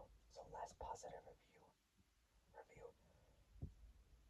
Charles Pulliam more of The Verge. So Charlie's Pulliam more of the Village, not Village, sorry, of The Verge, criticized the return of former characters, saying the film has convoluted twists and turns, which contributes to make it feel exciting but airless. He also wrote the large cast made its characters feel like souped-up cameos meant to remind you of the past rather than figures originally, well, rather than figures organically existing in the present, especially when just pop out of they just pop out of nowhere, which happens more often than you'd expect. He also criticized the screenplay, saying both Dom and Dante's conflict ends up feeling like something that's mapped out on paper but wasn't crafted tightly enough for on screen. This was echoed by Den of Geeks Don K, who lamented the lack of character beats for the supporting cast and the lack of stakes in the plot. The lack of stakes in the plot. Also, he praised John Cena's performance writing. He plays to his comedic strengths and gets by gets by on his own gets by on his sheer charisma.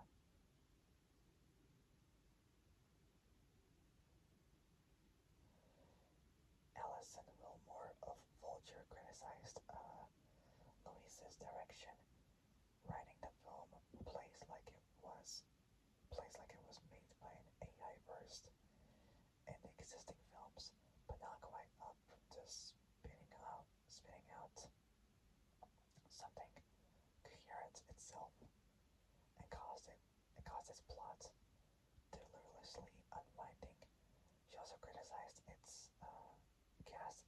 She also criticized its cast as being bloated and its dialogue as feelings engineered to be clipped and used without context for promotional use. So engineered to be clipped and used without context for pro purposes or promotional purposes.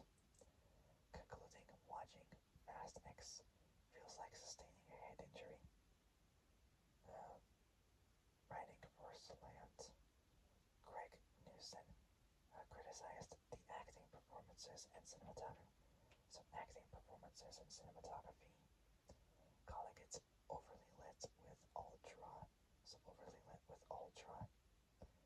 saturated images, and wrote that the first day, no, wrote that the first day, sorry, and wrote that the film was closer to fan fiction or self parody than the real deal. Writing for the Wall Street Journal, uh,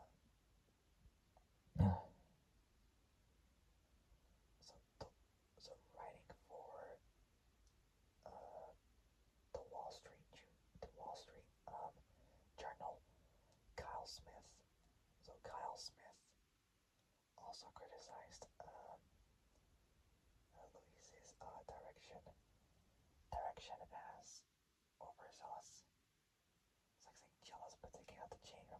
fantasy, saying Leterrier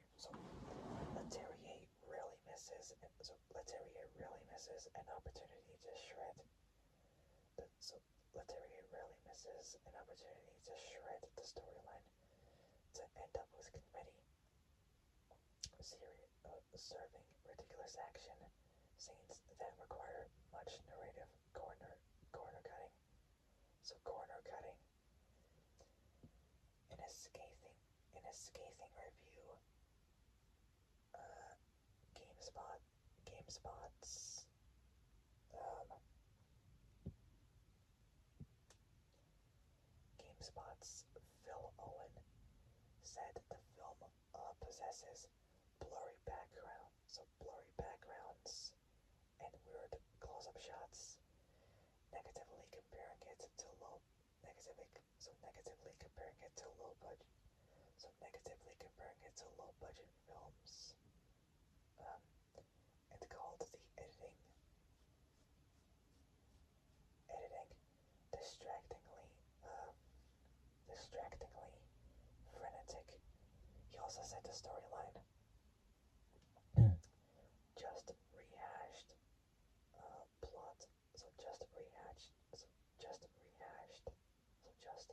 rehashed, plot threads, and set pieces from past films, criticized the ending, and called Diesel's performance a full-on parody of himself. He plays a bland character. Kevin Mahir, can't pronounce his last name correctly, but it's spelled M-A-H. So M-A-H-E-R of the Times called the film both a jaded and lack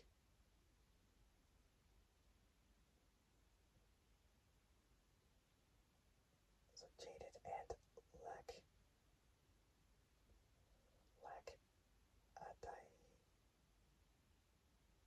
lack lackadaisical patch-up job, criticizing the cast performances, while Rolling Stones, Chris Wagner, said that the cast, besides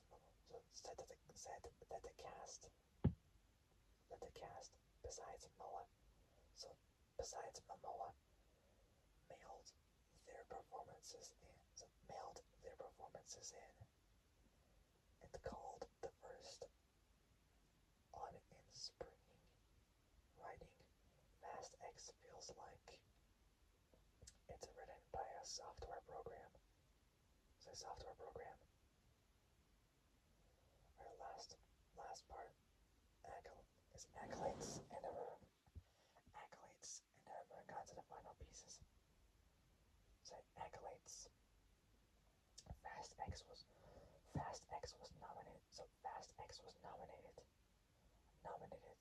So nominated in 5 categories. So five categories at the 2023.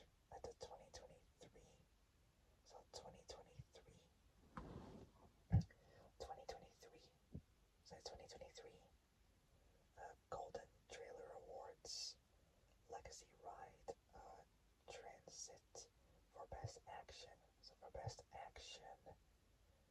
and Best Music, Last Ride, A.K.A. Squad for Best Summer 2023, Blockbuster Trailer, Clash, Transit for Best Sound Editing in a TV spot for a feature film,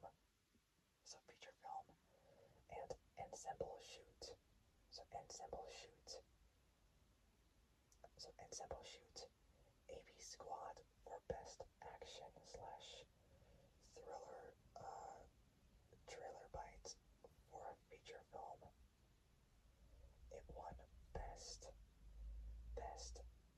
Action TV Spot for a feature film for Ahead, A.K.A. Squad. So A.K.A. Squad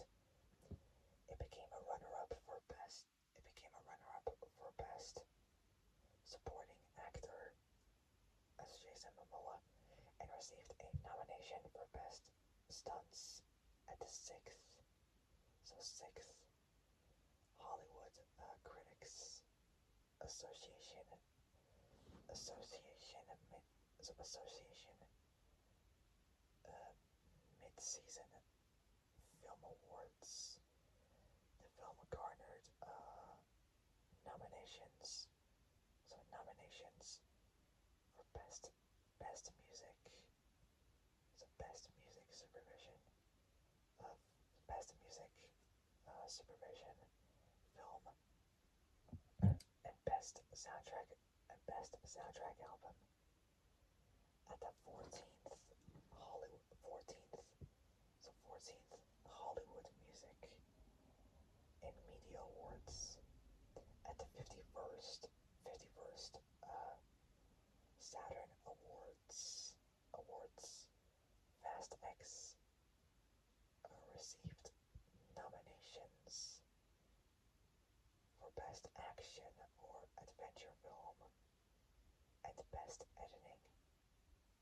It's nominated for Best Stunts at the second Astra Film Creative Arts Awards. Vin Diesel received a Worst Actor nomination at the 44th Golden Raspberry Awards. It's been harsh. Alright, next up is sequel. So second to last, part 1. Says sequel. So Diesel claimed. So sequel. So let's do it. So Diesel claimed that Universal approached him to do 2 sequels to Fast X, depending on its performance. A standalone sequel to Fast X titled Fast and Furious presents Hobbs and Reyes. So that's gonna be quite interesting. Was then announced with both Dwayne Johnson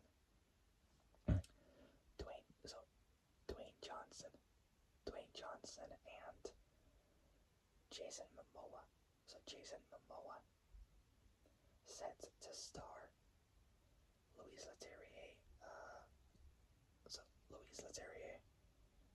Considered whether the 11th film would be the franchise's last, very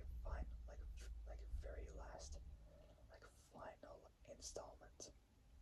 We'll never know. While Fast X led to the development of an 11th film.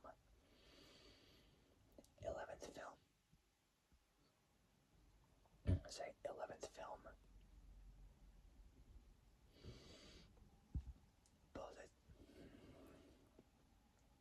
Both its budget and modest box office performance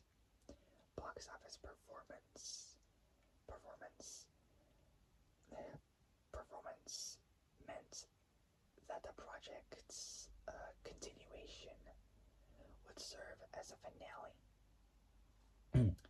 It's reported that an 11th film could be a throwback to the original film. Because I heard rumors saying that it's going back to the old roots of street racing, as it did with the first movie, and consist of a single mission. So single mission had a different antagonist instead of Dante. So a different bad guy. So who's gonna replace Dante Reyes? In February 2024. So February 2024. So February 2024. So that was 7 months ago. So in February 2024, 7 months ago, Diesel confirmed that the 11th film would be the final, final installment. So final installment in May 2024. So 4 months ago, in May 2024. Is that 2024? 4 months ago. So 4 months ago, Luis announced. So Leterrier announced that the film was delayed for April, for the 4th of April, delayed from the 4th of April,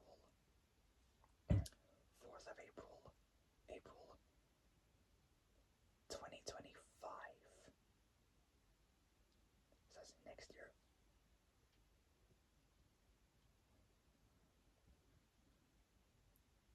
So less than 6-7 months away. So in May 2024. So in May 2024.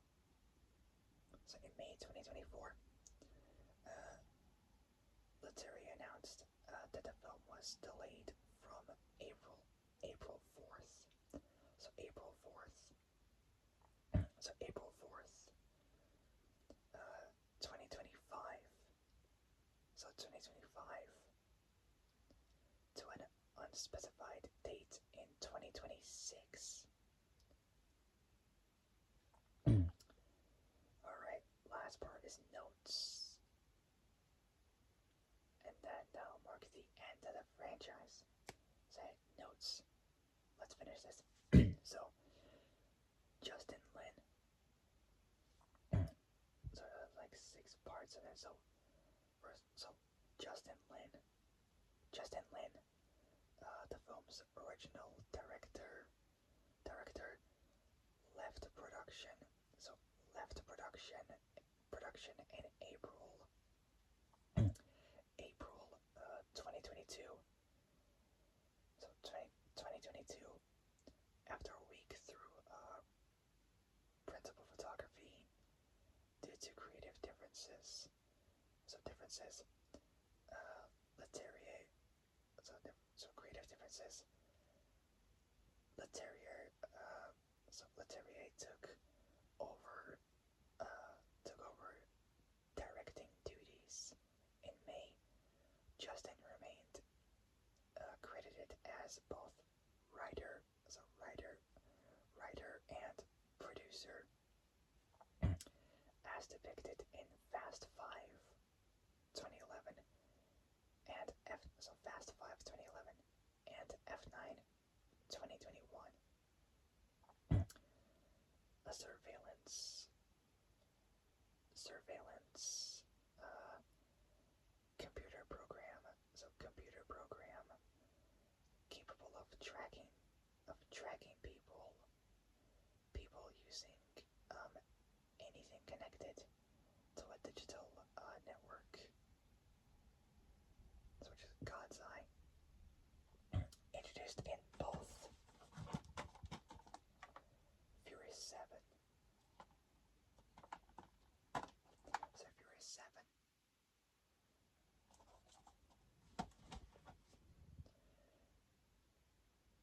Fury 7.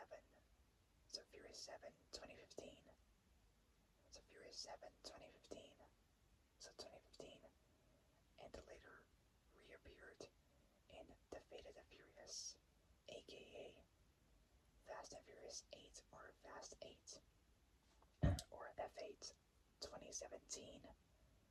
So 2017, Elena his death is depicted in the Fate of the Furious. So the Fate of the Furious 2017, and as depicted in also the Fate of the Furious is also known as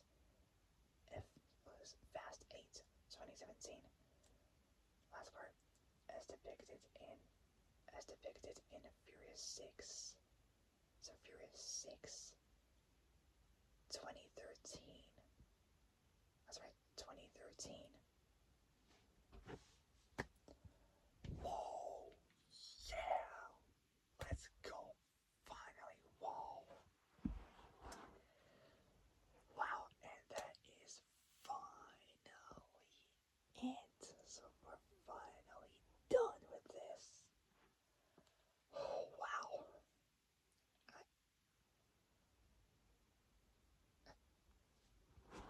I can't believe this. Like, literally, like, over 11 days or less than 2 weeks of doing the Fast and Furious movies, we're finally done with this. Wow. Whew. So it's currently 3:21. Whoa, 3:21 in the morning. God, on the weekend. Jesus Christ. Wow.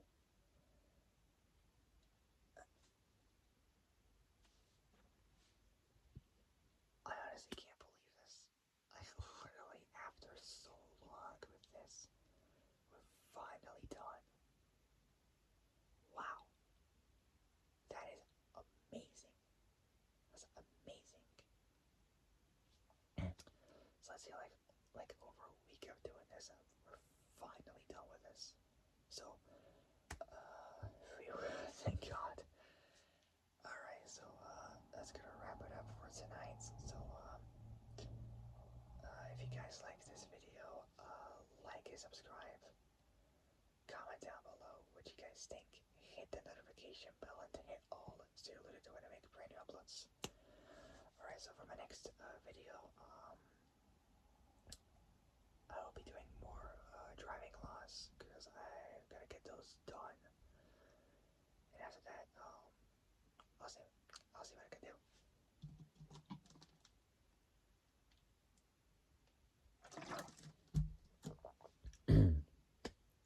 Alright, so that's gonna wrap it up for tonight. So if you guys like this video, if you like this video, like and subscribe. So like and subscribe, comment down below what you guys think. Hit the notification bell and hit all so you're alerted to when I make brand new uploads. Alright. So I gotta go bed. Sorry, I gotta go. I'll see you guys soon in the next video. But until then, stay safe, have a great morning, and I'll see you guys soon in the next video. Same, take care folks, stay safe out there. Take care folks, stay safe out there. I'll see you guys soon. Good night. Bye bye.